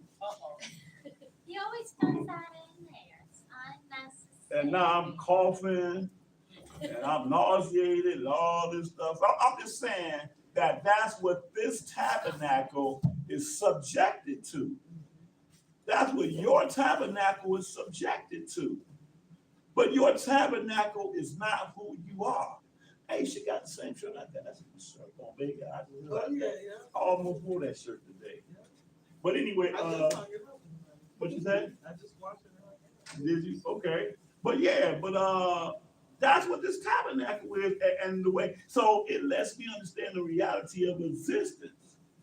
When he says something like, you could kill this body, but you can't kill this soul, that takes on a whole new understanding. Yes. Because whether I like it or not, I could walk out here today, get shot up, get hit by a car, and then where am I? I'm not here. Which is where I'm going to be, per se, 10 years from now, 20 years from now. It's the release of this tabernacle, Right. which is a very temporary dynamic that's going to be gone. You lose the fear of death. Huh? You lose the fear of death. Yeah, that's exactly what I'm saying. That's The exactly stronger you what I'm saying. become with your spiritual, Which is what we read earlier, actually. Right. and that's Right. the Mm-hmm. truth of the matter. Mm-hmm. And it's Absolutely. actually a beautiful thing. It really is. Not to be morbid, No, but it is it's beautiful. just one of those that you're just It's like, absolutely stop beautiful. being fearful of Right. man. Because the truth of the matter is that our existence, we have been desensitized to other people's death or other things' death, animals or whatever, But then when it comes down to our own death, then it becomes a deeper dynamic. But Don't how does mess that with work? my dogs. All right. That's serious. What work do we need off of Darius? We're on 16 now. We're on 16. You were explaining 15. Oh, right. That's exactly what. Okay. So right. So verse 16. And not, wait a minute, and not as it was by one that sinned, so is the gift. Wait a minute, and not as it was by one that sinned, so is the gift. For the judgment was by one to condemnation, but the free gift is of many offenses unto justification. Another one. No, he is playing, go ahead.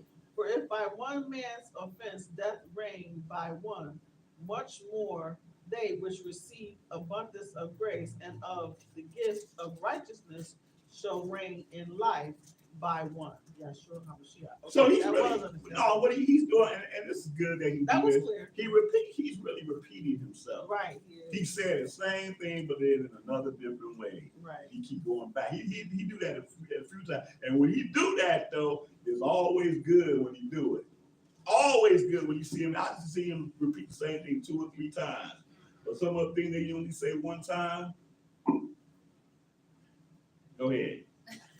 Therefore, as by the again. That's right. Again. Therefore, as by the offense of one, judgment came upon all right. men to condemnation. Even so, by the righteousness of one, the free gift came upon all men unto justification That's of at life. least 3 Now times, that right? one is more You see clear. what I'm saying? But that was at Hold least on, 3 times. yeah, He that did was that though. But go ahead. 19. For as by one man's disobedience many were made sinners, so by the obedience of one shall many be made righteous. Hallelujah. Right. Yeah, it Oh, gets that's the more- one she It got. gets clearer and clearer. That's the one she got. Yeah. Go ahead. Moreover, the law entered that the offense might abound, but where sin abound, grace did much more abound. That's hallelujah Yeah, right now, there. yeah. Go ahead. That as sin hath reigned unto death, even so might grace reign through righteousness unto eternal life by Yeshua, Yeshua HaMashiach, our Master. Hallelujah. Now this is a good one right here. I love this chapter right here. Oh, look at what he do right here. Colossians, the 2nd chapter. That's what we are. Yep.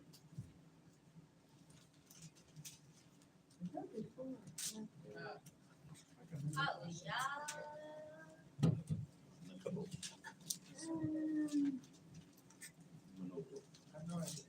That, ooh, look at her. Bam. Colossians. Look. That's right. That's right. Colossians 2nd chapter. Check this out. Colossians 2, verse 16. Colossians 2 and verse 16. Let no man therefore judge you in meat, or in drink, or in respect of an holy day, or of the new moon, or of the Shabbat day. Stop. Christianity, that's the only verse they need to read out of Colossians. Let no man judge you in meat, or in drink, or in respect of a holy day, or of the new moon, or of the Sabbath days. Surely that he meant what he says, but our comprehension of what he's saying is where it's kind of messed up. But hey, I done had many come to me with this verse. Man, bro, you can't judge me and what I eat, drink. In respect of you got your Sabbath day, I got my Sabbath day. All right. So let's back this up into let me see, I'm gonna go right to it. Back up to the 6th verse. We're gonna read right down to it, because see, that's the thing. When you read more into it, you get the correct understanding of what it's saying. Right. So we're gonna start this at the 6th verse. Go ahead. Okay, so we're in Colossians 2, chapter 2, verse 6. Uh-huh. As ye have therefore received Yeshua HaMashiach, the Master, so walk you in him. Okay, Andrea, again, this is one of these things where when we read it, we have to understand who's speaking, who he's speaking to, and more often than not, the time that he's speaking in, and even sometimes even the place that he's speaking it in, okay?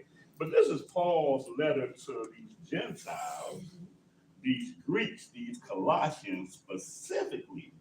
And he's speaking to them, he says, as you have therefore received Messiah, Yeshua, the Master, so walk ye in him. He started off letting them know that you have to walk in him. John was even clear in the 1st chapter, John 1st, John, 2nd chapter, he says, you have to walk even as he walks. Right. Right? So he's saying here, walk ye in him, verse 7. Rooted and built up in him and established in the faith as ye have seen, as ye have been taught, abounding therein with thanksgiving. So there's some things that you have been taught, okay? Taught being past tense, okay? You know what you were taught, and then I'm just magnifying that what you have been taught, okay? Go ahead. Verse 8. Beware lest any man spoil you through philosophy. Uh-oh. What he's saying there. We are talking to Greeks, are we not? We're talking to Greeks. The founders. He ain't, Founders of huh? The founders. Right, pretty much. The founders of philosophy. In that day even. He's something, I don't know the exact time period, but I know that some of these guys, either they were living in, they probably died recently, whatever. Who we talking about? Aristotle. Ptolemy. Plato. Plato. Socrates. Socrates. To this day, the world's most famous philosophers, and these are their people that we're dealing with. See, go ahead. Verse 8. Beware lest any man spoil you through philosophy. So you could be spoiled through philosophy. This is what happens when you go to a place of worship and they read, today's text is going to come out of Colossians, the first chapter, and read 2 verses, and then the book closes, and then everything else is philosophy. Yeah, philosophy. Good sounding philosophy, too. Oh, yeah, feel good. Feel good. So that's right. Pastor preached that day. He sure did. Go ahead. But he said, beware. He said, you can be spoiled through that, though. Beware lest any man spoil you through philosophy. And the only way you can be spoiled through philosophy if you buy into whatever that philosophy is. You can't be spoiled by it if you're not buying into it. Huh? Which is what that book of Barnabas really was. It was represent is, and the pig represent is, but we ain't got to deal with that stuff. Philosophy. We have been delivered from the law. Philosophy. Go ahead. And vain deceit after the traditions of men, after the rudiments of the world, and not after Mashiach. And that what we were talking about earlier, y'all. The world. Yep. All what the world deals with is contrary to the spirit of the Most High. So our philosophy was through the world, vain deceit through the world, the traditions of men through the world, after the rudiments of the world, and not after Hamashiach. Verse 9. For in him dwells all the fullness of the Godhead bodily. How would you say that? That's correct. Elohim head. Elohim head bodily. Uh-huh. Yahweh. For him dwelleth all the fullness of the Elohim head bodily. What does that mean, huh? Mine says mightiness, just lovely. Not that we ask. I just need to share. I'm building.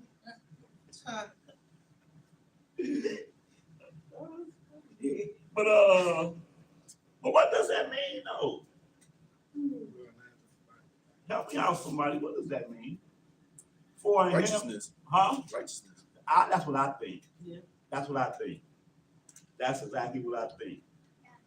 For him to do what he eventually did, he had to encompass the spirit of the Most High. Because it says, after the rudiments of the world and not after Mashiach, the only thing that would be not after Mashiach would be righteousness. Hallelujah. Hallelujah. All right. Understood. Go ahead. Verse 10. Mm-hmm. And you are complete in him, which is the head of all principality and power. You are complete in him, which is the head. And so what is he telling them?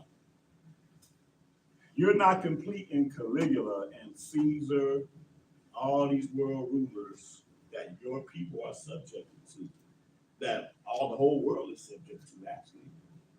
The whole Greek dynamic, or even their gods, right? Your mother worshipped Diana, your father worshipped Zeus. No, They have all these celebrations that they have. You're not complete in them. You are complete in Him. Okay. And you just read 10, right? And because He is the head of all principality and power, not the ones that you think are the head of all principality and power. He is. Go ahead. Verse 11, in whom also you are circumcised with the circumcision made without hands, in the putting off the body of the sins of the flesh by the circumcision of the Mashiach. Uh-huh. Buried with him in baptism, wherein also you are risen with him through the faith of the operation of Yah, who have raised him from the dead. Hallelujah. Now here's the key part right here, man. This is so cold-blooded. Man, it's so cold-blooded. But go ahead, verse 13. And you being dead in your sins and the uncircumcision of your flesh. Ooh, he said you were dead in two, not just in one thing, in two things. You being dead in your sins and the uncircumcision of your flesh. Two things you were dead in. Go ahead. Hath he quickened together with him, having forgiven you all trespasses. Have he quickened together with him, having forgiven you all sins or trespass. Watch this. Go ahead. Blotting out the handwriting of ordinances that was against us, which was contrary to us, and took it out of the way, nailing it to. So that is the question. Okay, somebody jumped in, but okay, there it is. Thanks, Cynthia. What is the handwriting? What do people say are the handwriting of ordinance that was against us? How about that? Oh, that's a good question. Right, that's the question. What do people say that is? Huh? Oh yeah. Oh, that's the more educated Christians say that. The Mosaic Law. How about that? The Mosaic. I love that, bro. The Mosaic Law. He just summed it up. You ain't even got to pick and choose, Jack. It's the Mosaic Law. Lay it down. Huh? Lay it out in front of you right there. Yep. I love that. Blotting out the handwriting of ordinances that was against us. The Mosaic Law that was against us. Ain't that Might as well something? just take the first part from the top then. Huh? But that's what I'm saying. That's what they, I mean. That's exactly correct. They got, that's what they got. Huh? What you saying? They just don't read it. Hey, Oh, they read it when it. but my thing is that since y'all understand philosophy, well, let's philosophize now. What part of the Mosaic Law was against you? Oh, that's an easy. That's right, absolutely. Because people easy to say that. So he said the ordinance that was contrary to us, that was against us. So the sanctified diet, was that against you? Huh? Against your stomach. Against your right, against your same time you said, I'm saying against your lust. He said stomach. I was thinking at the same time.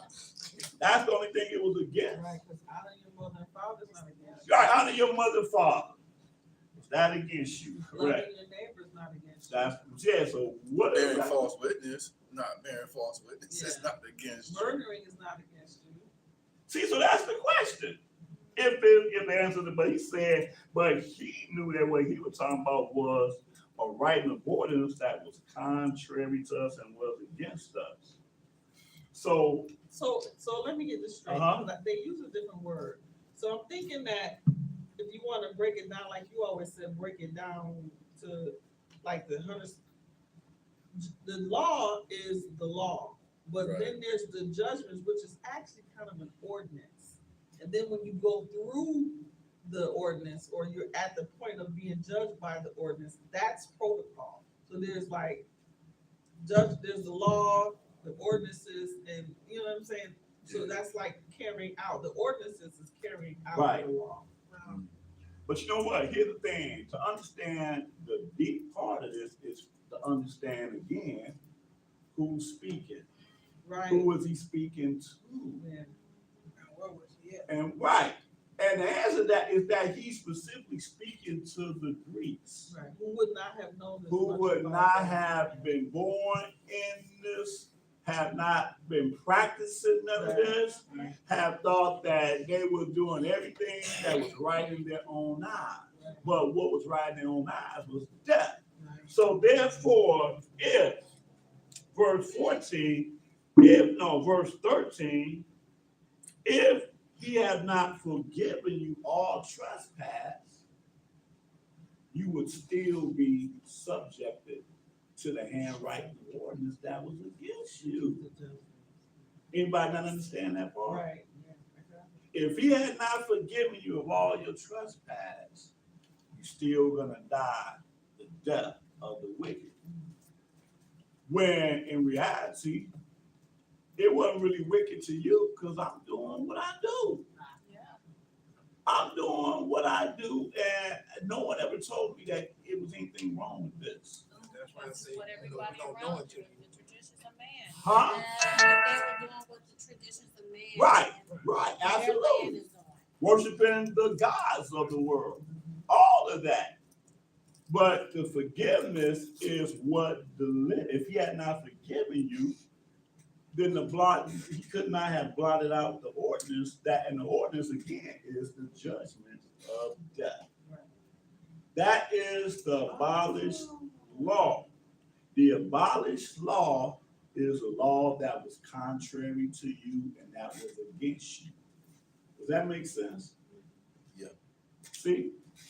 I mean, it makes pure sense because forgiveness is the key. He had the power through the Father to grant forgiveness through death, through the atonement. Right. Just like Israel did every year, the Day of Atonement was utilized as a kind of grace. Our problem was that it didn't meet to our consciousness, Right. which is what he said in the book of They were Hebrews. desensitized. Right. Do you think that's what's happening with Christians? Because I know when I woke up, and I was a Christian growing up, but I really didn't understand anything. I sat in church and been tic-tac-toe. So I never really learned anything. But when I woke up and saw this, like, I actually felt his forgiveness. You know, I felt it, and that's what changed me, made me want to do right, because I felt it, and I was always rebellious at every level. Wow. I didn't feel rebellious anymore. Wow. Towards it because of what he did, because I felt that forgiveness. So I'm wondering, like you said, they're conscious, and are they just not feeling that? Are they not there? I just wonder sometimes when I see this. It shocks me that what I read and what I saw, who I saw was not who this, that's what really changed me, because I was like, I was so excited, and I saw that they saw somebody different than what I saw. Wow. Wow. And it really gives me all the incentive to want to do good. Wow. Now, of course, he had to break my will first because I had a stubborn will, but he broke it. And when he did, then I could do his will. Right. But I felt that forgiveness. But and that's an awesome testimony. But it also has to come with a certain level of understanding too. Yeah. It had to. It has, because I just see that Right. I can't understand how they don't see this. Yeah. I was so excited. I'm like telling them, look what happened. Yeah. And they just can't understand. Right. It. It's Correct. like cognitive Correct. dissonance. I just want to shake them. Correct. Like, are you looking at this? It just shocks me, and I'm Yeah. trying to, as I'm growing in this, learning how better to handle my family or friends or anybody I encounter, because I am just so gung-ho. Right. Because Right. I feel Right. it, and his forgiveness changed me. Yeah. It comes to. Now, I ain't saying this happened in your case, because you are absolutely testifying of a spiritual dynamic that I wish I could testify to the same thing. And I mean, when I went down in Yeshua's, well, first I went down in Jesus' name when I came into the understanding, because I didn't know the importance of the name. But when I first came into the truth, it was in Jesus' name. And so my level of understanding let me know that I could not be doing things. But prior to that, my Christian baptism was different, because Christian baptism for me, that's what it might be for most of y'all, except for that heathen right there. that it was just joining church. Right, Yeah. that's what mine. I belong to, right, exactly. I belong to New Faith Baptist Church. I'm now, my sins have been forgiven. Now I am, that blood that I'm under is gonna take me to heaven when I die. Nothing more, nothing less. That's what it seems like. They're just joining the, because I see other people start to wake up and then Yeah. I'm going to church. I'm like, wait, hold on. Wait before you do that, you know, and I try to tell them, you know, to think about it because if you go to church, all of a sudden then you're part of that and you hear that stuff and then it gets stuck in you. Oh, Right. Jesus knows my heart, Yeah. and all this stuff. And there's stuck sometimes with there's that. certain things, like if I was a drinker, then I think it'd have been like, okay, well, maybe I'm not gonna drink no more now. Yeah. Jesus saved my life, and I know that Yeah. that's wrong, you know. And certain other the term ecclesiastical things that we were taught that was wrong, and now we like, okay. So like I say, education plays a part in it because, and I say this all the time, especially not being specifically talking about the LGBT because that's so big right now. Sometimes it takes that one person to tell you that what you're doing is wrong. A lot of us don't have that person to tell us what we're doing is wrong. If I'm a gangster, I'm out here selling drugs, I'm making money, man, I used to walk, ride a bike, but now I drive one of the best cars on the street now because I got into my own business, selling drugs to the community. And guess what? All the time I'm selling drugs, I ain't had not one person to sit me down and tell me what I'm doing is wrong. Matter of fact, That could be a fear people have for that person, whatever type of fear. but I'm just saying with any sin, transgression, offensive, whatever, sometimes it takes that one person to tell you that what you're doing is not correct. You're right. And if you ain't never had that person to tell you that, then you can't say what you're doing is wrong. Right. Same thing with the diet. I mean, without understanding the sanctified diet, then we all eat according to our taste. Right. Give me a peanut. Huh? Oh, no, it's not Oh, 12. we all eat according to our taste. If my mama's fried pork chop that she fixed on Wednesday night was the best thing ever to go down my throat, you cannot tell me that I am sinning by eating that pork chop. I'm saying that's my mentality. But then if nobody shares it with me, I ain't gonna go looking for it now. I ain't gonna go looking for. It's not even in my mind to think that this catfish that I'm eating every Friday night with spaghetti, with hot sauce. See, y'all frowning up, Jack, but I'm frowning up too. But there's a time when I didn't frown up. Back then, I couldn't wait for Friday night to get here for that fish fry. Or fried rice from the China man. Oh, especially that. See, I couldn't afford that, so that was part of my dynamic. My mama didn't fish pork fried rice, so that came when I was a sinner and I got older. But anyway, my head, absolutely.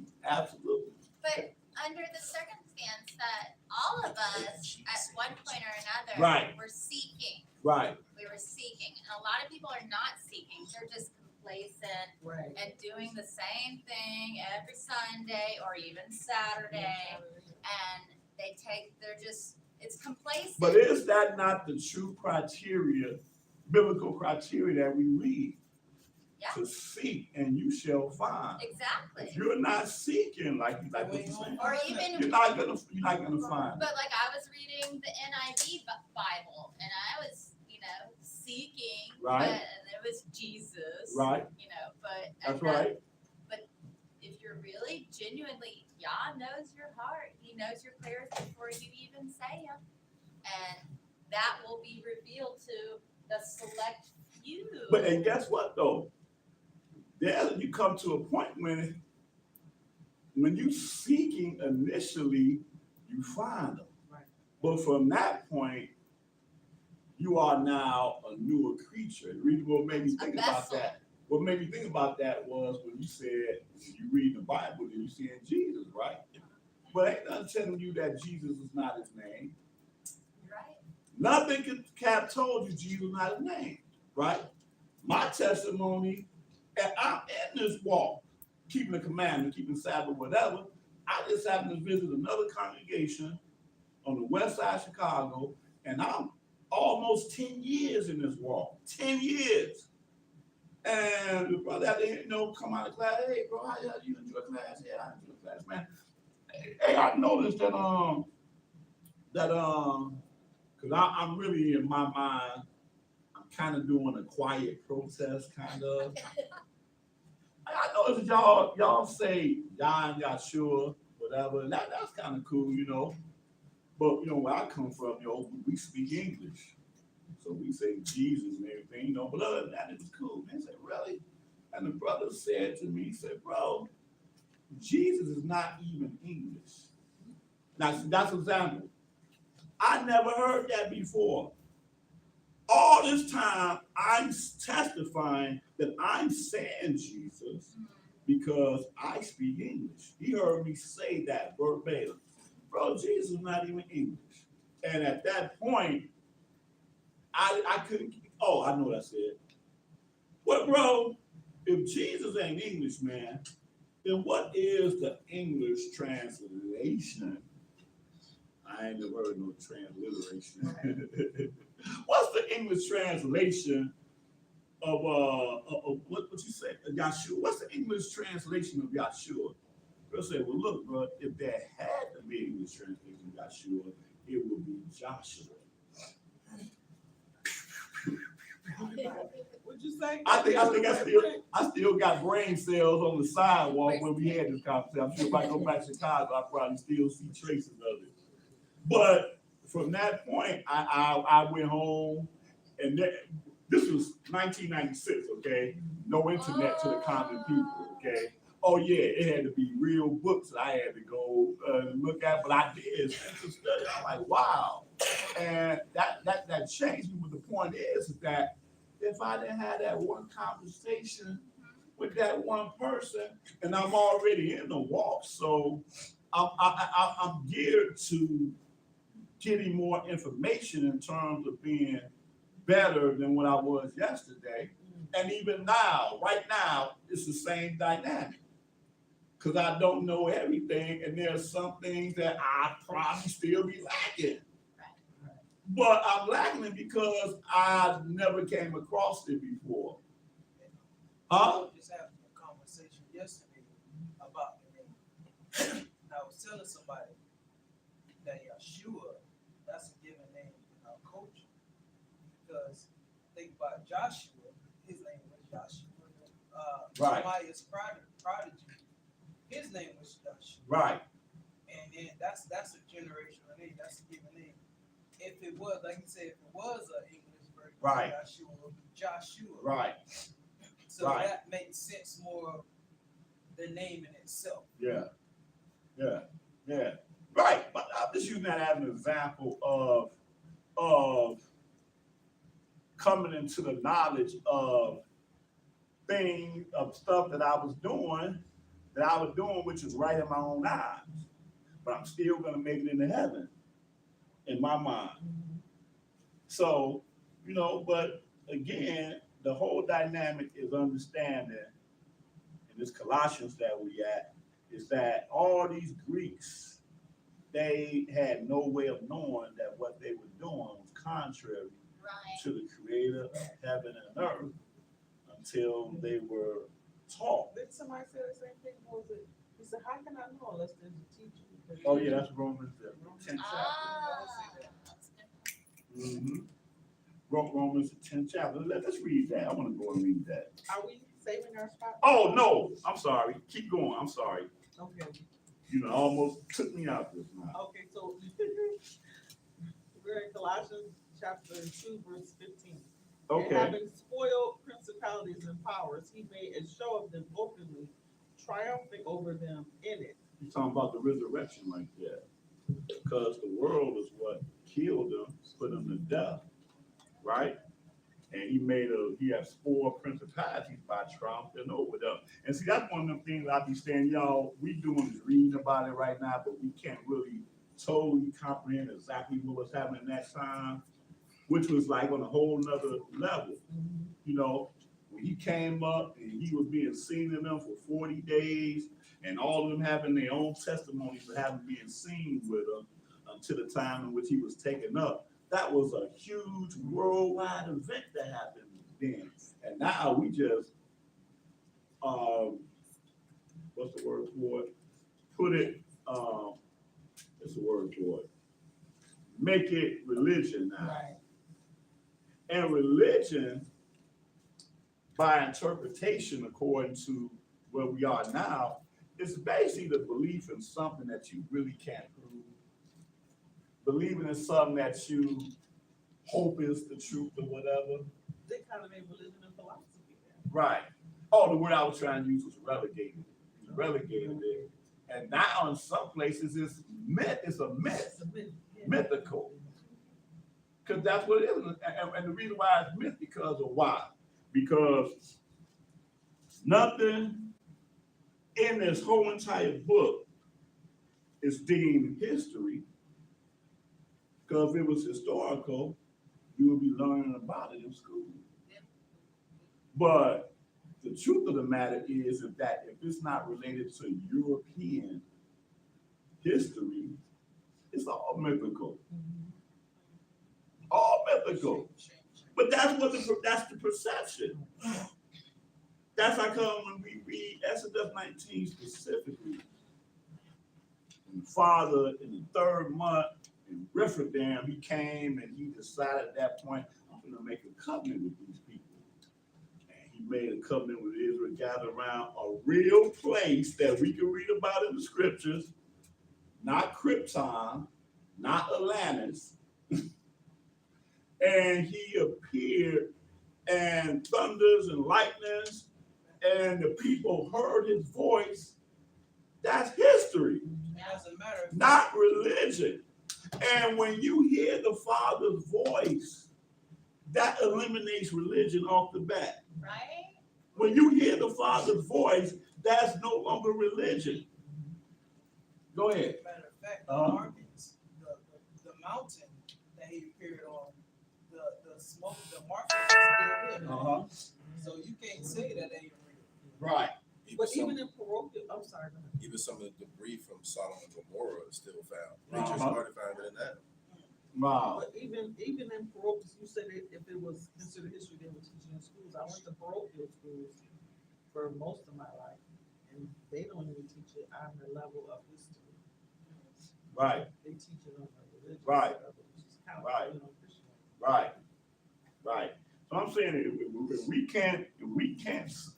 can't say that, or can say that the 4th of July and whatever Gettysburg or whatever that stuff happened, where the flag was still flying among the bombs bursting in the air, no one calls that religion. No one calls that religion. See what I'm saying? No one calls that religion. And none of us was there. Nobody in this generation was there. Right. But the interesting thing, every time you hear about any type of scientific discussion, it always revolves around the Bible. And they always find themselves coming to conclusion that what has happened in the Bible is true. But nobody still thinking like, oh well, I need to read this Bible because, here they go again. They always trying to figure out if they can, history and figure out what's going on with the world. And they come right back to play that, even when it comes to, the flood, every Right. religion says that there's a flood. Every religion. And then you have scientists says there's a flood. So, but everything they go back with the Bible this, the Bible this, the Bible that. And they find that there's always a lot of truth is in the Bible, but they don't. But then it's just interesting that you have so many of them are what they call atheists, but they always Right. trying to go back and read the Bible. Right. That's why they don't want to push it out, because a lot of them are atheists. They Right. don't want to push it out, just like now, since we have so much heat now, with these mountains and then these little things out there in the ocean that's melting, it's releasing these old biblical pledges. Oh yeah. Yeah. You know what I'm saying? So it's like, it's more stuff like how they Because get. even if you were I think even if, well, I can't say that because you will have more people. That's not true. Anyway, verse 16 becomes more clear now that we've read from. Thank you. So when you read down verse 16, let no man therefore judge you in meat or I was talking about meat, not you though. Make sure you didn't know. Verse 16, let no man therefore judge you in meat or in drink or in respect of an holy day or of the new moon or of the Shabbat days. Okay. Which are a shadow of Okay, things before to come. we read this, right, so let no man judge you, so now what do you understand concerning that? I know that he's telling the Colossians, Right, don't worry about what your fellow man Right. is, because you're gonna be keeping the ordinances and laws of the Most High. right, Don't let them judge you on that, they ain't got nothing to do with this. right, No matter exactly, about- that's what he's saying, because you're doing something different than what you Yeah, were doing because they before. gonna judge, oh, you don't eat Right, this anymore, you don't do this anymore. right, He's just da. right, exactly, so when you understand who he's talking to, it becomes clearer. He was telling people that was not doing it before, but now they are doing it, to let no man judge you because you are doing it. The next Right. verse? And the reason why you're doing it, next verse. Right, Which are a shadow of things to come, but the body. which is- which is different than which have been done away with. Right, Cause that's Christian, that's what Christianity would end up that verse with, which have been done away with. But he didn't say which have been done away. he said, which are a shadow of things to come, but the body is of the Messiah. Right, so all these things that we do represent the kingdom. The Sabbaths we observing, the sanctified diet that we're eating, all of that are just a shadow of things to come, which is the total exact 180 from which have been done away with. See, real simple. All right. 4 more places, well, 5 more places. Wait, what about Romans? Mondelez. Oh no, let's table that one right there. Oh, How should they hear without a preacher? Absolutely, that's what it said. Talking to the Romans at that point too. Right. See, again, that's important to understand who being talking to right there. That wasn't Israel being having to hear that. We were born and raised in this. Right. But talking to the Romans, how should they hear without a preacher? How should he preach unless he been sent? Blase. Hey, Hebrews the 10th chapter. I was very grateful for the spiritofyah.com when I came into the truth. There was no spirit in that. Or Pal Yes, Talk. Yeshua. Oh, Yeshua.com, that was it. Whatever, I was close. Hallelujah. All praise. We want 10:6. Yep, Hebrews 10, verse 6. Verse, you want that up a little higher? Huh? Hold on, I ain't even there. Hold on one second. Flip game. I know. I'm reading all these letters to the Gentile. I don't forgot what Hebrews is. Ain't that something? All right. You need me to point it out to you? Huh? You need me to point Yeah, it out? come on, here and show me what it is. Hebrews the 10th chapter. I say verse 1. You say verse 1? All right. Hebrews chapter 10, verse 1. It would, because it says shadow of things to come. Okay. So, chapter 10, verse Ain't 1. that something to show do, don't it? For the law, having a shadow of things to come and not being done away with, parenthesis, and not the very image of the things, can never, with those sacrifices which they offer year by year, continually make the comers thereunto perfect. For then would they. Oh, also I mentioned this too, so you're right. Right here, this verse. Go ahead. For then would they not have ceased to be offered, because that the worshipers once purged should have had no more conscience of sin. Absolutely. They were, yeah. Absolutely, right? Because we observe the Day of Atonement, we do understand the transformation of having an atonement means. Not just, oh, wow, I can forget about this sin now.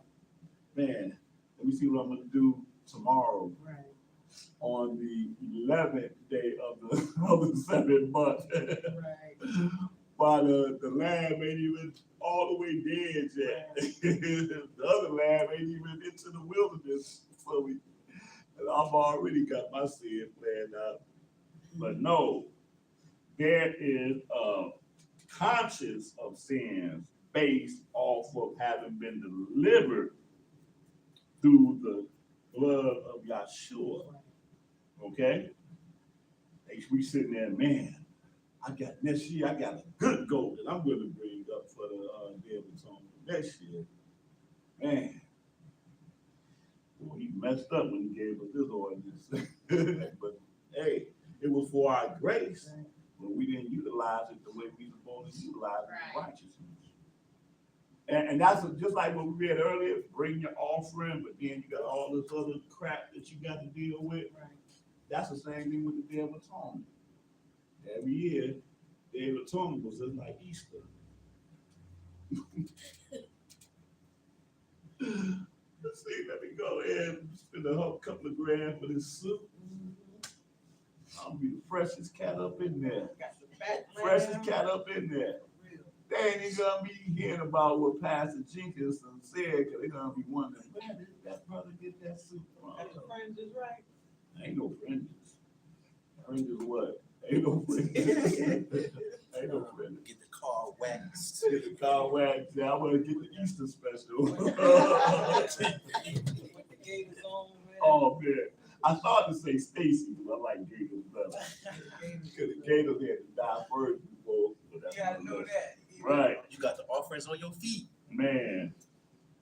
But that's what he said. For them, would they not have ceased to be offered? Good question.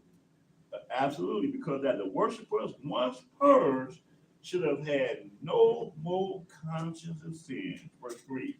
But in those sacrifices, there is a remembrance again made of sins every year. For it is not possible that the blood of bulls and of goats should take away sin. Right, it was never possible. Those were just tools utilized to kind of show us. I mean, that's what you should have thought about. You should have thought about, man, that priest is in there shedding blood. That could have been my blood. Should have been. Should have been, absolutely. Should have been. But that ain't where our mindset was at. Go ahead. Verse 5. Therefore, when ye come into the world, he said, sacrifice and offering you would not, but a body have you prepared me. Mm-hmm. In burnt offerings and sacrifices for sin, you have had no pleasure. Absolutely, he had no pleasure. I mean, think about that. But we thinking he got pleasure because we're all together doing this atonement. So he, according to the commandment, but we not utilizing it the way it should be utilized. Like I said, there was a way of righteousness and perversion. Right. The priests were getting money off it. Okay. At times. And at those times, it's like they were abusing their authority. Man, you know what? You just hit on something. So I would almost be willing to say that they probably wasn't even teaching the people then. Because like I say, you don't know that you're doing wrong if there ain't nobody really teaching and telling you that. Right. So you make a very good point. AJ was, With- that's from AJ. Huh? AJ was having Okay. Hallelujah. like, a lot of them was like, oh shoot. They was abusing their authority. Absolutely. Absolutely. Going through the motion of atonement and not even recognizing that if it wasn't for your transgression, there would not even be a need for atonement. It's sad because even when you look at some of the animals that are sacrificed for food purposes on YouTube, and you see some of them animals sit down and they cry. Right. It's tough to watch. It is hard. You seen that? One of them sat down, he literally had a It's tear to his eye. Wow. I couldn't watch The animal, but no, it wasn't a priest. They're being sacrificed for food purposes on a farm. And the animal was like, no, I'm not doing it. He sat down. He was like, I'm not doing it. I'm not doing it. Right. And he started crying. The animal It's, started crying. and they see the other ones or they hear the other ones. Right. Always. Yeah. Oh, absolutely. Absolutely. That's a hard thing. Yeah. Go ahead. Verse 7. Then said I, lo, I come. In the volume of the book it is written of me. to do your will, O Elohim. Above, when he said, sacrifice and offering and burnt offerings and offering for sin, you would not, neither had pleasure therein, which are offered by the law. Then said he, Lo, I come to do your will, O Elohim. He takes away the first, that he may establish the second. By thee which will we are sanctified through the offering of the body of Yeshua HaMashiach once for all. The key word is once. Go ahead. And every priest stands daily ministering and offering oftentimes the same sacrifices which can never take away sins. So they were just being basically, like he said, they weren't teaching, they just standing there. Right. No, you're right. No teacher, nothing to our consciousness. To, I mean, even a judge, which is the allegory to atonement, is what's the term for it? When the judge don't put you under the judgment that you were worthy of, is what is it? What's the term for it? Leniency. Yeah, that's a word. Put it Leniency. in- Right. I used to say parole. It's not parole though. It's parole is part of it though, because you're Acquittal. Pardon. I Say said, pardon? pardon. That's Pardon. the best Pardon. word. That's the best word. Pardon. Absolutely the best word. Pardon. Because you are absolutely guilty of the crime, subject to the judgment, but the judge, for whatever reason, gives you a pardon. And but then when you stand before that judge, before he even tells you that you better not come before me, I better not come before this judge ever again. Yeah, Or it's not gonna That- be that's- Or it's not gonna be good. Absolutely. exactly what Yeshua says. Go and sin. That's right. Be something worse coming. Oh yeah, right. And it would. I bet you that one woman ain't probably looked at another man again in a whole life. My brother said the judge told him that he had to go to court in New York for, I don't know, something. Maybe he had some weed or something, I don't know. And the judge said, you in school? He gave him all, he said, whatever, he said. Well, the judge asked him, are you in school? And kind of asked him a couple questions. And my brother answered him, he was like, don't come in my courtroom. That's right. Don't come in the courtroom no more. Catch you in my courtroom. That'd be a bad day for you. He ain't never been back there. Absolutely. You ain't have to worry about him. after Absolutely. that. He was I ain't like, saying he ain't been in another courtroom, but that's another lesson. no, he was- But I'm just saying though, when the judge say that to That's you, right. you know, you like, ooh. that's right. You better go sell some ice cream or something. Go Right. ahead. Where am I at? Verse 12. But this man, after he had offered one sacrifice for sins forever, sat down on the right hand of Elohim, or Yah, from henceforth expecting till his enemies be made his footstool. For by one offering he hath perfected forever them that are sanctified. That's deep right there. For by one offering he hath perfected forever them that are sanctified. Ain't that something? Go ahead. Whereof the Holy Spirit also is a witness to us. For after that he had said before, this is the covenant that I will make with them after those days, saith Yahuwah. I will put my laws into their hearts, and in their minds will I write them, and their sins and iniquities will I remember no more. Now where remission of these there is no more offering of Now, sin. we know that Paul kind of used that Jeremiah 31st chapter a little bit out of context because he's quoting the new covenant here. We said You this think is. this was Paul? You know what? I stand corrected. I don't know who this is. I take that back. Some Bibles actually say Paul, but we don't really know who wrote this. Let me see, does mine say that? I think mine even say that. Yeah, mine even say that. The Apostle of Paul. No, hold up. I don't have a writing. Let me see. I don't know. A lot of people didn't know him. Oh, well, mine said the Epistle to the Hebrews. They don't say Paul, but I seen some where it do say Paul. Yeah, I see, yeah. Right. But anyway, the point is, though, this person, he utilized the new covenant as written in Jeremiah 31. But this is not the new covenant, because he said, I will make them after those days, said, I will put my law into their hearts and their minds will I write them. We haven't gotten to that yet. The Father is still requiring us to seek after him and to seek his will and his way. Because when the new covenant does take place, we ain't got to be taught no more. We ain't got to learn anything no more, because it will be in our hearts and in our minds, as he's quoted here. But be it as it may, he did utilize that here in his writing. This is the covenant that I'll make with them in those days, says Yah. I will put my law into their hearts and in their minds. That It's does not. I'm not gonna say it's what it says after those days, which means it's a part must happen before it gets to this right here. Right. That's why I was saying after those days, it's going to be coming back to the bringing together, the gathering, Right. or the whatever like that. There's a certain event must have happened. Yeah. Then it said after those days. Right. Then But I it think will when the come. person wrote this, though, I think But, he yeah. was alluding to it being now. I think so. Huh? I see after those days. I'm thinking like that's how he's trying to bring it in and to kind of carry it with the flow. So Right. after those days, Right. then such and such gonna happen, Uh-huh. and this gonna happen, and make sense, basically. You know what I think? I think the key to it was him saying that that your sins and iniquities will I remember no more. I think that was the point that Okay, he's trying to okay, make. that way That he's when trying you to come wait. under the He was blood. trying to ride that way. Right. Yeah. When you come under that blood and all the sins that you really committed to that point, he ain't gonna remember no more.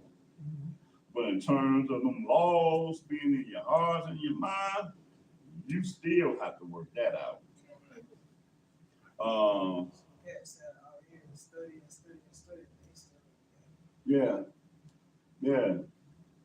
There's another place, what's that, Philippians, another place where it talks about how we got to work out your own salvation in fear and trembling. That don't sound like something that's automatically. That's what Paul, Right. right. That's right. You got to work that salvation out in fear and in trembling. Go ahead. You at verse 7. We pick it up from 17. Okay. And their sins and iniquities will I remember no more. Now where remission of these is, there is no more offering for sin. Having therefore, brethren, boldness to enter into the holiest by the blood of Yahshua, by a new and living way which he hath consecrated for us through the veil, that is to say, his flesh, and having an high priest over the house of Elohim. Let us draw near with a true heart and full assurance of faith, having our hearts sprinkled from an evil conscience and our bodies washed with pure water. Let us hold fast the profession of our faith without wavering, for he is faithful that promise. Now notice when he's saying let us, that discounts it being in your heart and in your mind Right. that the Father did. No, because he's telling you that these are things that you did. Work on that. That's what he's saying. Let us draw near, let us hold fast the profession of our faith without wavering. You have to make the decision to, as she said, practice it. Huh?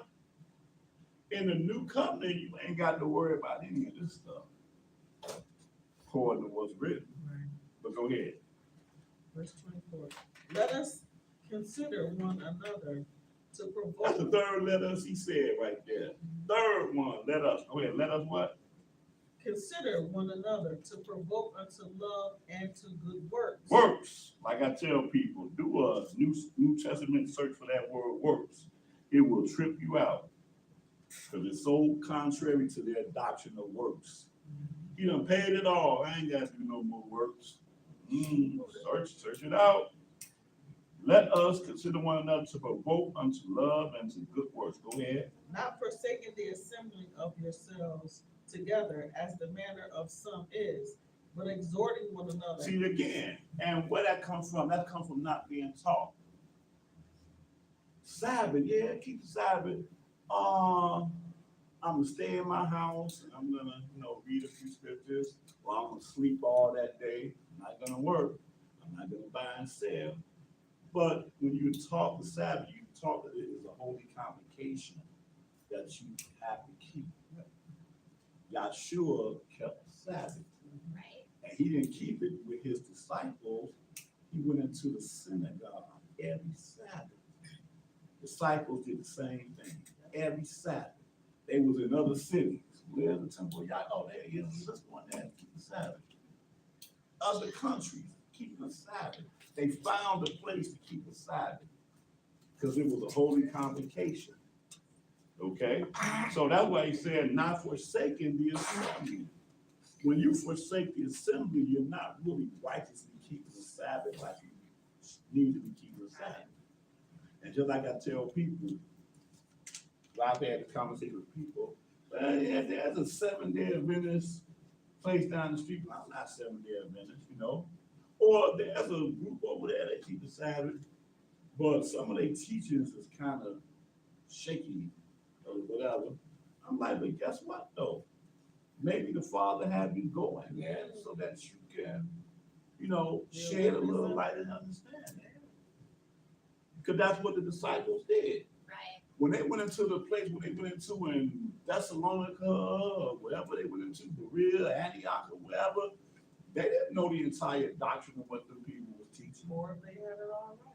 Or they had it all right, absolutely. When they said anybody here and words of exhortation. And see, that's the thing, because they knew that the way Sabbath is kept in them assemblies, it is open forum. It's not just one person standing here and talking for 2-3 hours straight, and everybody else being quiet. Mic drop. You got questions. We have Torah study every Wednesday evening, 7 p.m. But don't say nothing here. This is solemn. This is holy. Right. Can't say anything. No, because the scripture showed that when they went to places, like you say, Acts 13 chapter, when the reading of the law, proper law, where they acknowledged people, even strangers that came in, because that's the way it He was said it supposed right to be here done. in verse 25. Same thing. Okay. Well, I okay. didn't read that part. Okay, so read that. But exhorting one another, and so much the more as you see the day approaching. Uh-huh. And again, when Yahshua kept the Sabbath, that's what he did. He sat down there, but then when he was given time, he got up there and read whatever the Spirit was on him to read. That's right. Go ahead. 26. For if we sin willfully after that we have received the knowledge of the truth. Right. The new covenant, there is no more sin. There is no more sin. You won't be able to sin willfully in the new covenant. But here, he's letting you know that even now, we done got up under the blood, dipped in the water and all that. He said, for if you sin willfully after that we have received the knowledge of the truth, there remains no more sacrifice for sin. No more sacrifice for sin. But a certain fearful looking for of judgment and fiery indignation, which shall devour the adversary. Right. He that despised Shemaiah's law died without mercy under 2 or 3 witnesses. That's right. Back then, when they despised Shemaiah's law, they died without mercy. No grace. Because Yahshua was manifested to bring us mercy. That's what he was manifested to do. But back then, there was no mercy. 2 or 3 witnesses. Go ahead. Of how much more sore punishment suppose you shall he be thought worthy who has trodden underfoot the Son of Elohim and hath counted the blood of the covenant wherewith he sanctified an unholy thing and have done despite unto the Spirit of grace. Uh-huh. For we know him that hath said, vengeance belongs unto me. I will recompense, saith Yahuwah. And again, Yahuwah shall judge his people. It is a fearful thing to fall into the hands of the living Elohim. Right. Let's go on to Matthew 5th chapter real quick. I didn't have this in the rest of you, but I realized that I would be remiss if I didn't bring this one out. Matthew 5th chapter. Why you say that? Oh, okay. All right. Pick this up at the 17th verse.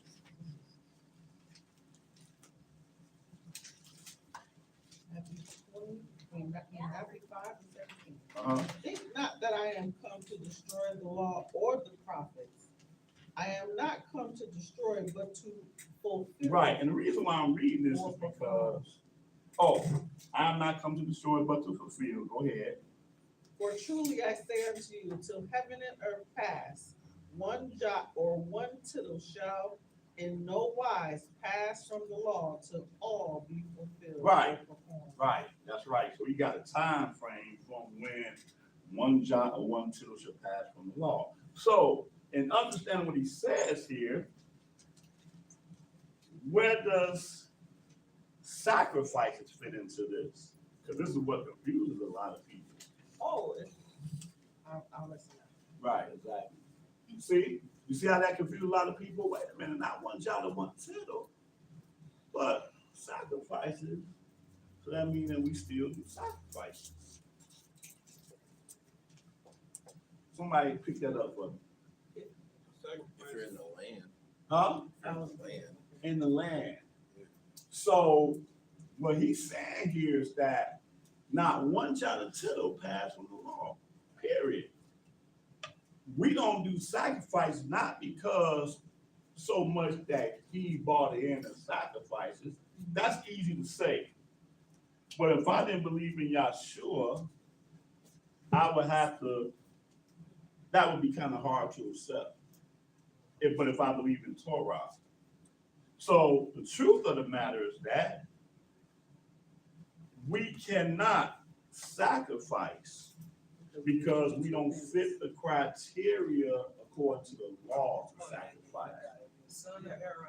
Right. So let me reiterate, the law of sacrifice have not been done away with. I've been suspended. They were suspended, but, and I'll let you pick that up, we are not under the criteria to, according to the law, to sacrifice. So what were you about to say? Yeah, that should be a son of Aaron. Right. The law dictates that you have to be of the priest, the son of Aharon, Aaron, to sacrifice. Right. Well, see, and that's the thing. I think it's specifically sons of Aaron. Well, yeah, right. But the priests were the ones that did the sacrifice. Levites was there to do the work. They were there to do the work. Right. Right. Bring that black lamb over here. Clean them. Clean and do the Right. sacrifice. Right. They did the work. No, they wasn't. No, punishment. that was just their I thing. would say. Not a punishment. No, let me say it. I would say this because of what I mean, this kind of thing. Well, see, here's the thing. Here's the thing. Levites were not the priests. Yeah. The tribe is called a priest tribe, and the reason why they called it priest tribe because they didn't receive an inheritance. Their job was to work the temple, do the things of the temple.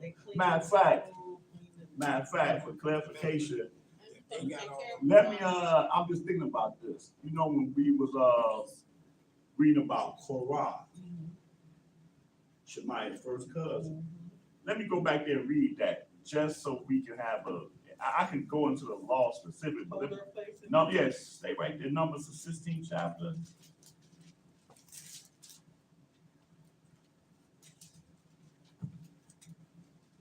This is after they was fighting and arguing with Shemaiah and Aaron. Let me see if I can find that. Y'all know this passion is so cold, huh? Man, so I'm gonna go up and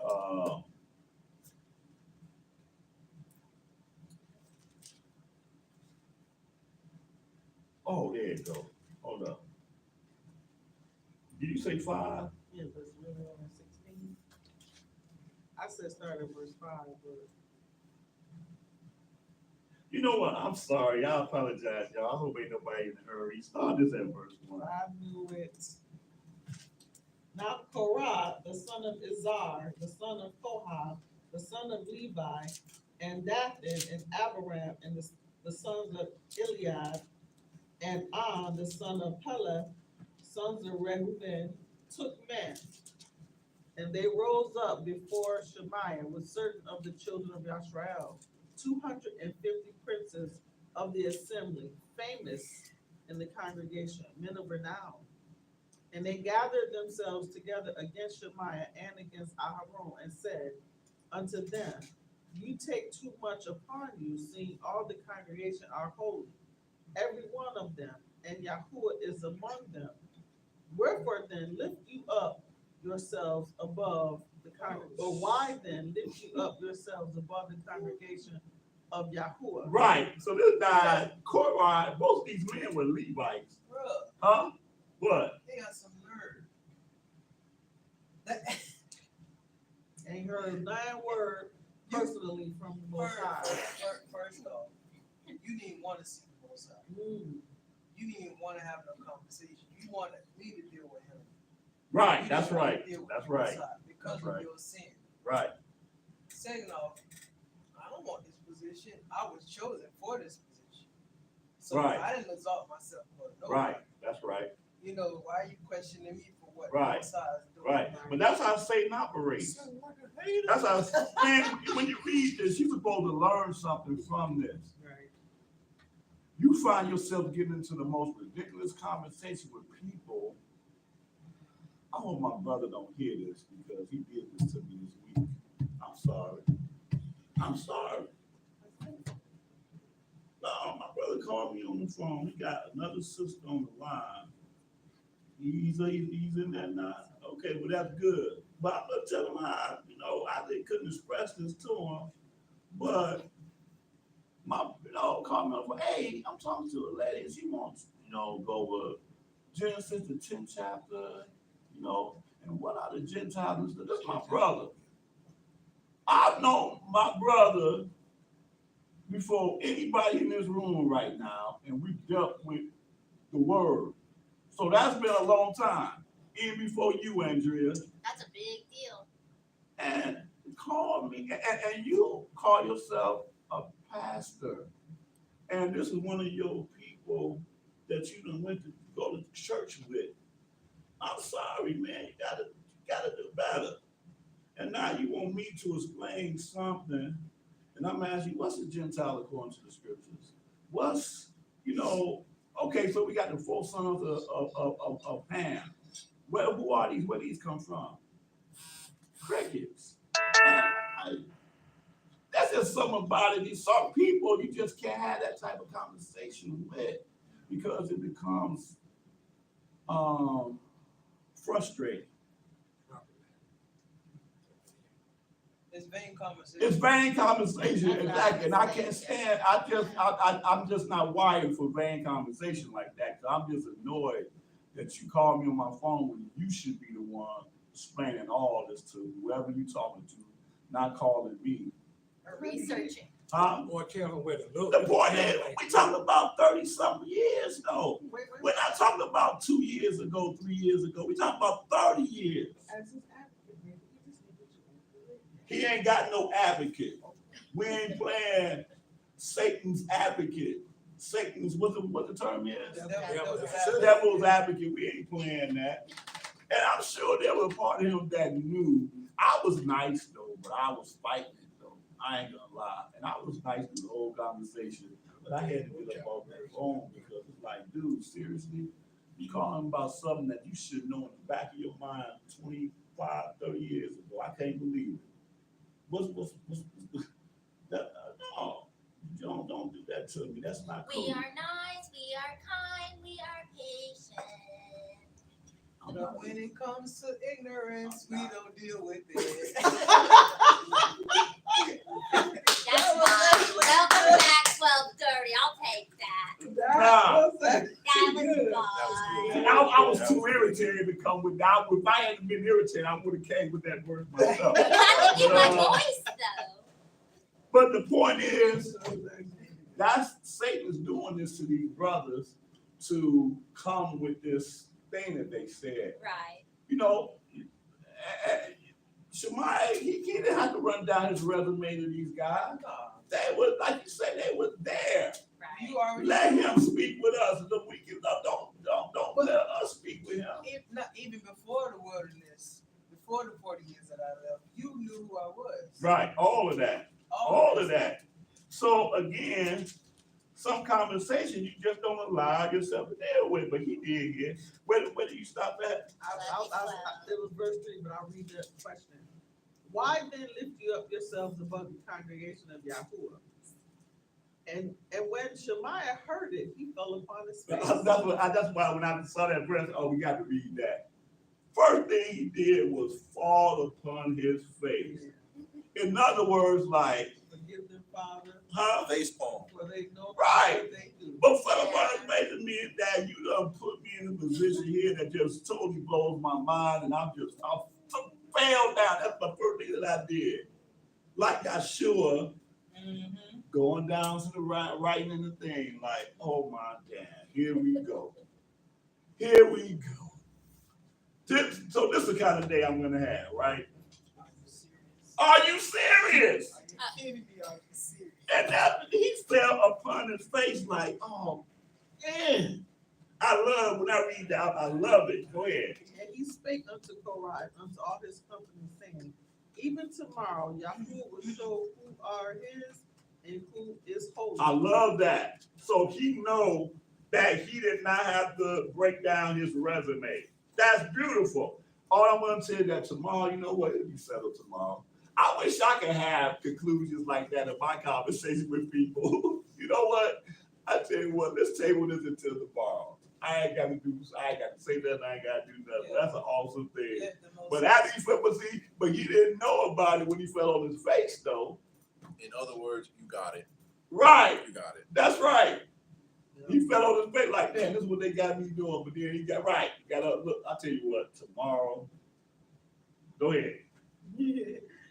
Even tomorrow, Yahuwah will show who are his, or that person, and who is holy, and will cause him, that person, to come near unto him, meaning Yah, even him whom he have chosen, he will cause to come near unto him.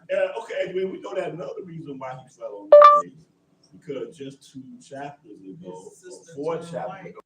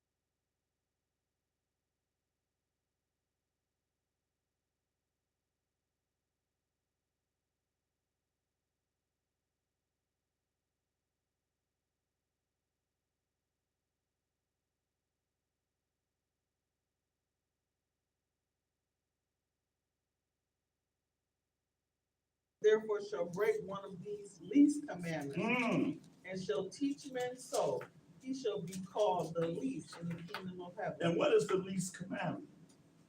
We gotta teach people, anyway, the least command. Yeah, what's the least commandment? Something small like the bed. All of them are. That's a trick question, and that is not nice, and Joe, stop answering. Jeez. All of them are important. They No, are. if it The doesn't least have commandment, the penalty, least commandment is whatever you consider the least commandment. It means that it has not passed away. yeah. I might say this is the least commandment, you might say something else is the least commandment. That's the point that he's making. It ain't no such thing as least commandment, as she so eloquently noted. Right, so She did it with the so best. finish it out.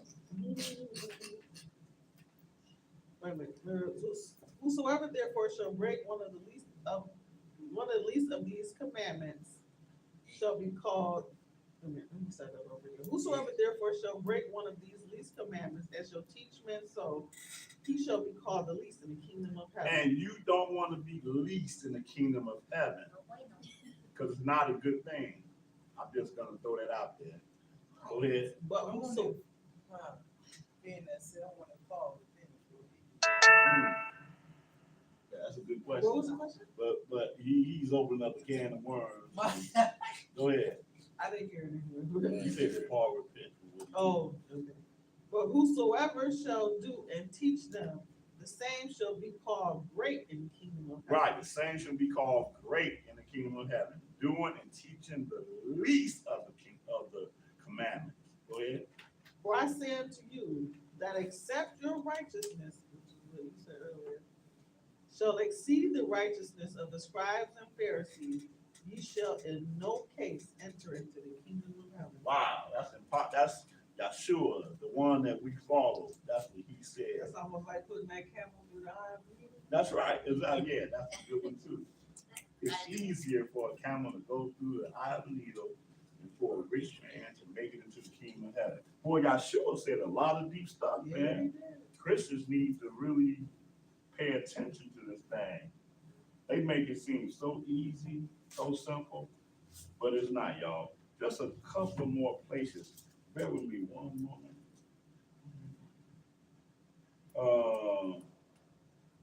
Okay, yeah, I'm gonna do that. All right, Matthew 22nd chapter. Only one more after this, y'all. We're gonna go through this real quick. Matthew 22nd. And again, we're dealing with the abolished law, or that law that was nailed to the cross. Not the sacrifices, but it was that law that was contrary to us, that was against us. That law is the judgments, our death. That was what was contrary to us. Matthew. Right, because Korah and his company, they was out of there. Mm-hmm. Sure was. Okay, Matthew 22nd chapter, and pick it up at verse 34. Verse 34. But when the Pharisees had heard that he had put the Sadducees to silence, they were gathered together. And one of them, which was a lawyer, asked him a question, tempting him and saying, Master, which is the great commandment in the law? Yeshua said unto him, you shall love Yahuwah, your Elohim, with all your heart and with all your soul and with all your mind.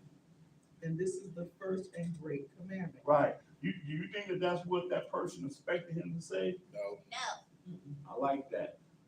Absolutely not. Absolutely not.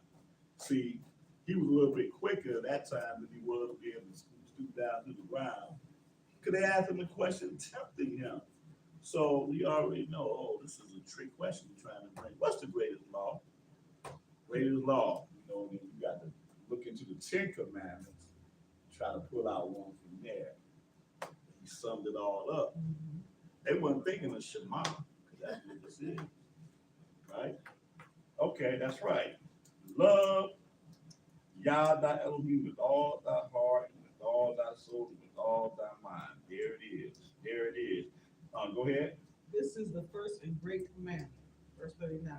And the second is like unto it. You shall love your neighbor as yourself.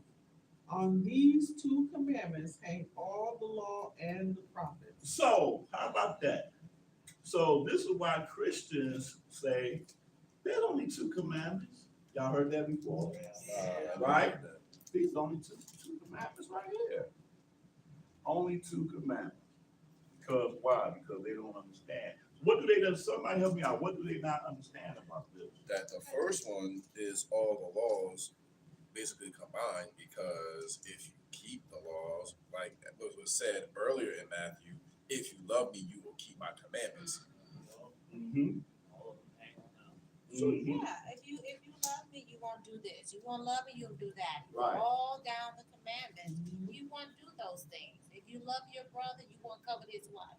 If you know, That's so right. it hangs on all of them. Mm-hmm. So if you actually, love the Father and love thy neighbor, then you won't do those other things. Okay. You pretty much fulfill the law. Right. Anybody else? Yeah, she said, for real. That's it. Anybody else? Okay, Bishop. Huh? Yeah, I want you to answer. No, I can say, nope. I have a question, Uh-huh. and this might go off topic, but in the word, it says the second word where he says, love others as yourself. Uh-huh. Yourself is what's getting me. Yourself, because, we really watch out for loving, being self, and all this stuff, because I woke up and found out that was a problem for me. So when it says love others as yourself, what if you hate yourself? Like, what if, you see what I'm saying? Like, we just started looking at that one and like, what does that really mean? And what does yourself mean? Yeah, but see, that what you're asking I'm is not kind of extenuating circumstance of hating yourself.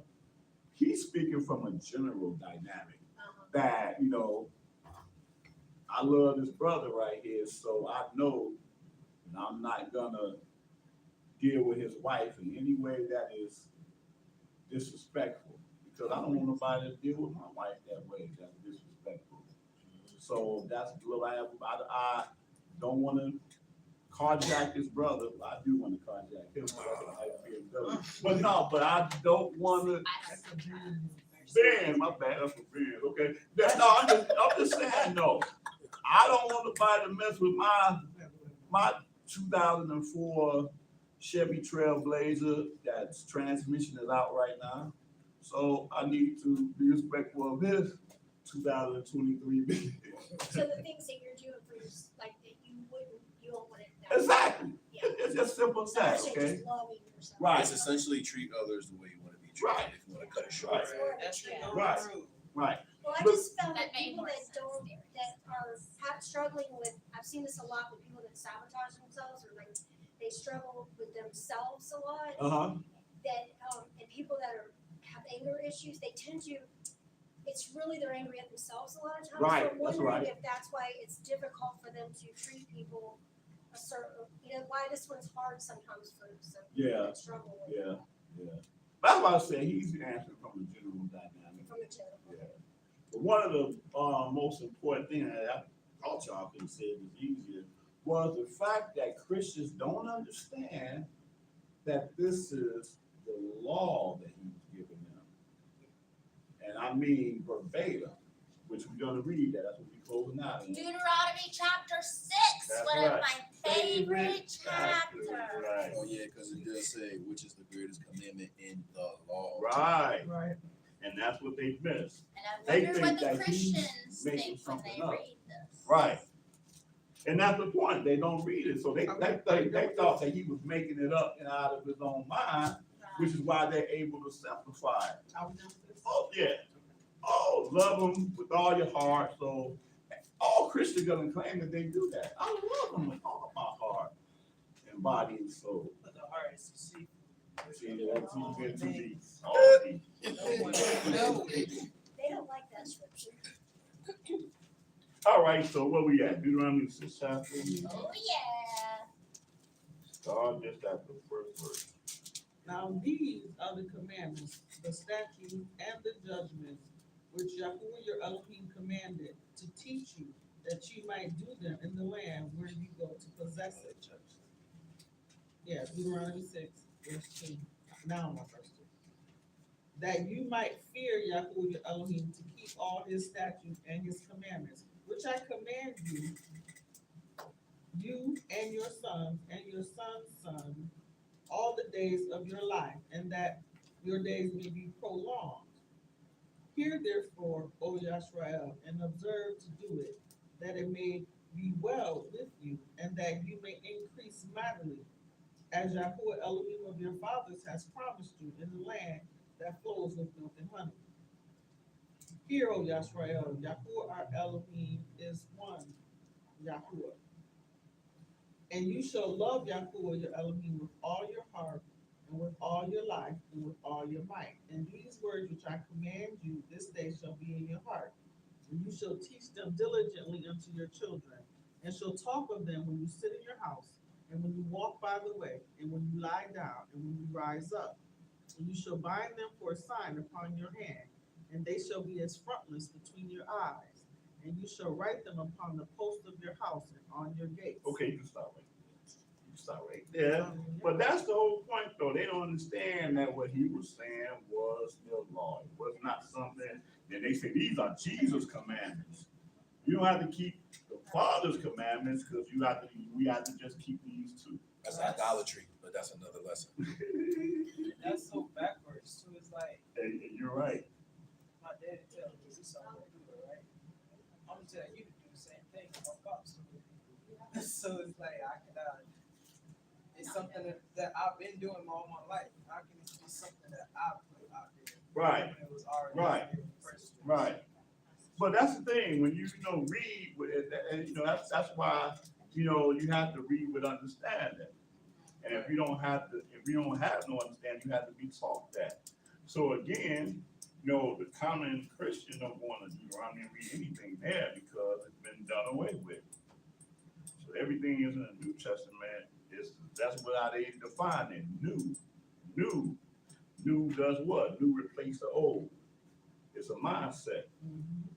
Why do you need old when I got something new? So therefore, they don't understand that what Yahshua was giving them. I like it old. Billy should look at it like this too. How you gonna put something new and something old? You'll bust it down. Exactly. You know what? That's why I don't even call it Old Testament. I call it the foundation. Yes. I already see it. Huh? Well, Or people confuse testament and covenant. It's not covenant. Testament is only a record. Right. It's the book. The book of old. Right, that's all it is. Yeah. When you say testament, you're not talking covenant. People put them two together, but it's not the same thing. The first one is called the Old Testament, not Old Covenant, but it's just meaning that it was the first. right, the first. And then in the New Testament, it's called the New Testament of Yahshua.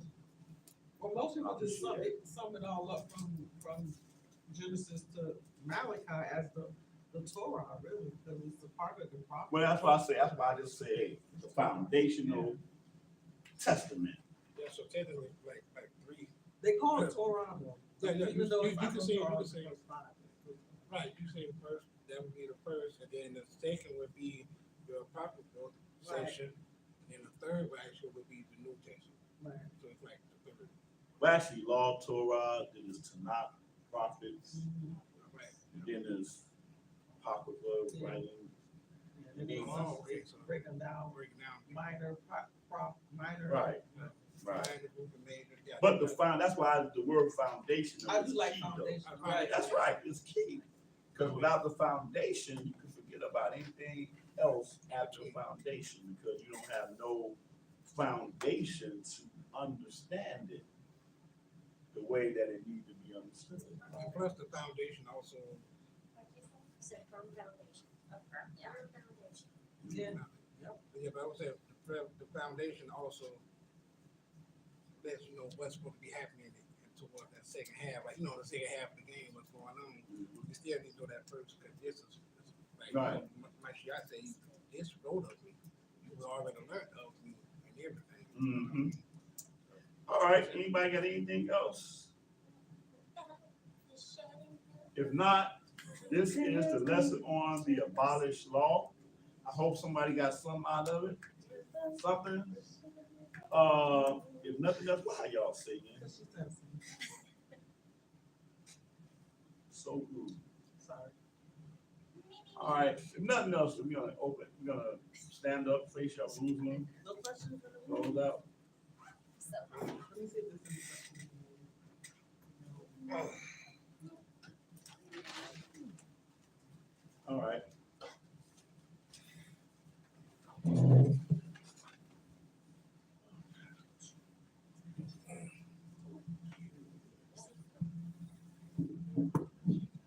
Hallelujah. Hallelujah.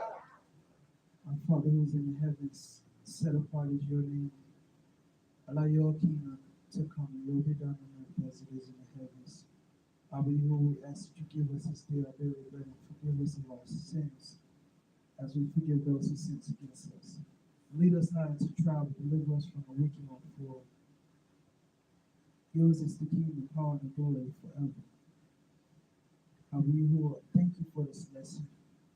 Thank you for your love, your grace, and your mercy that you bestowed upon us, Father.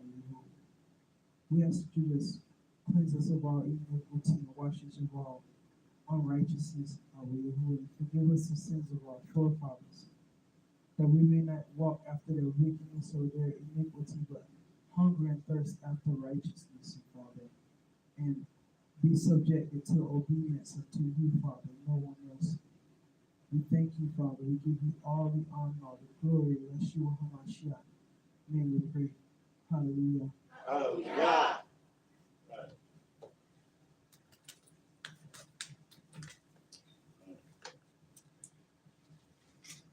It did go out like 2 minutes. Huh? The volume went out like 2 minutes. Really? Yeah, Yeah, but it came back in.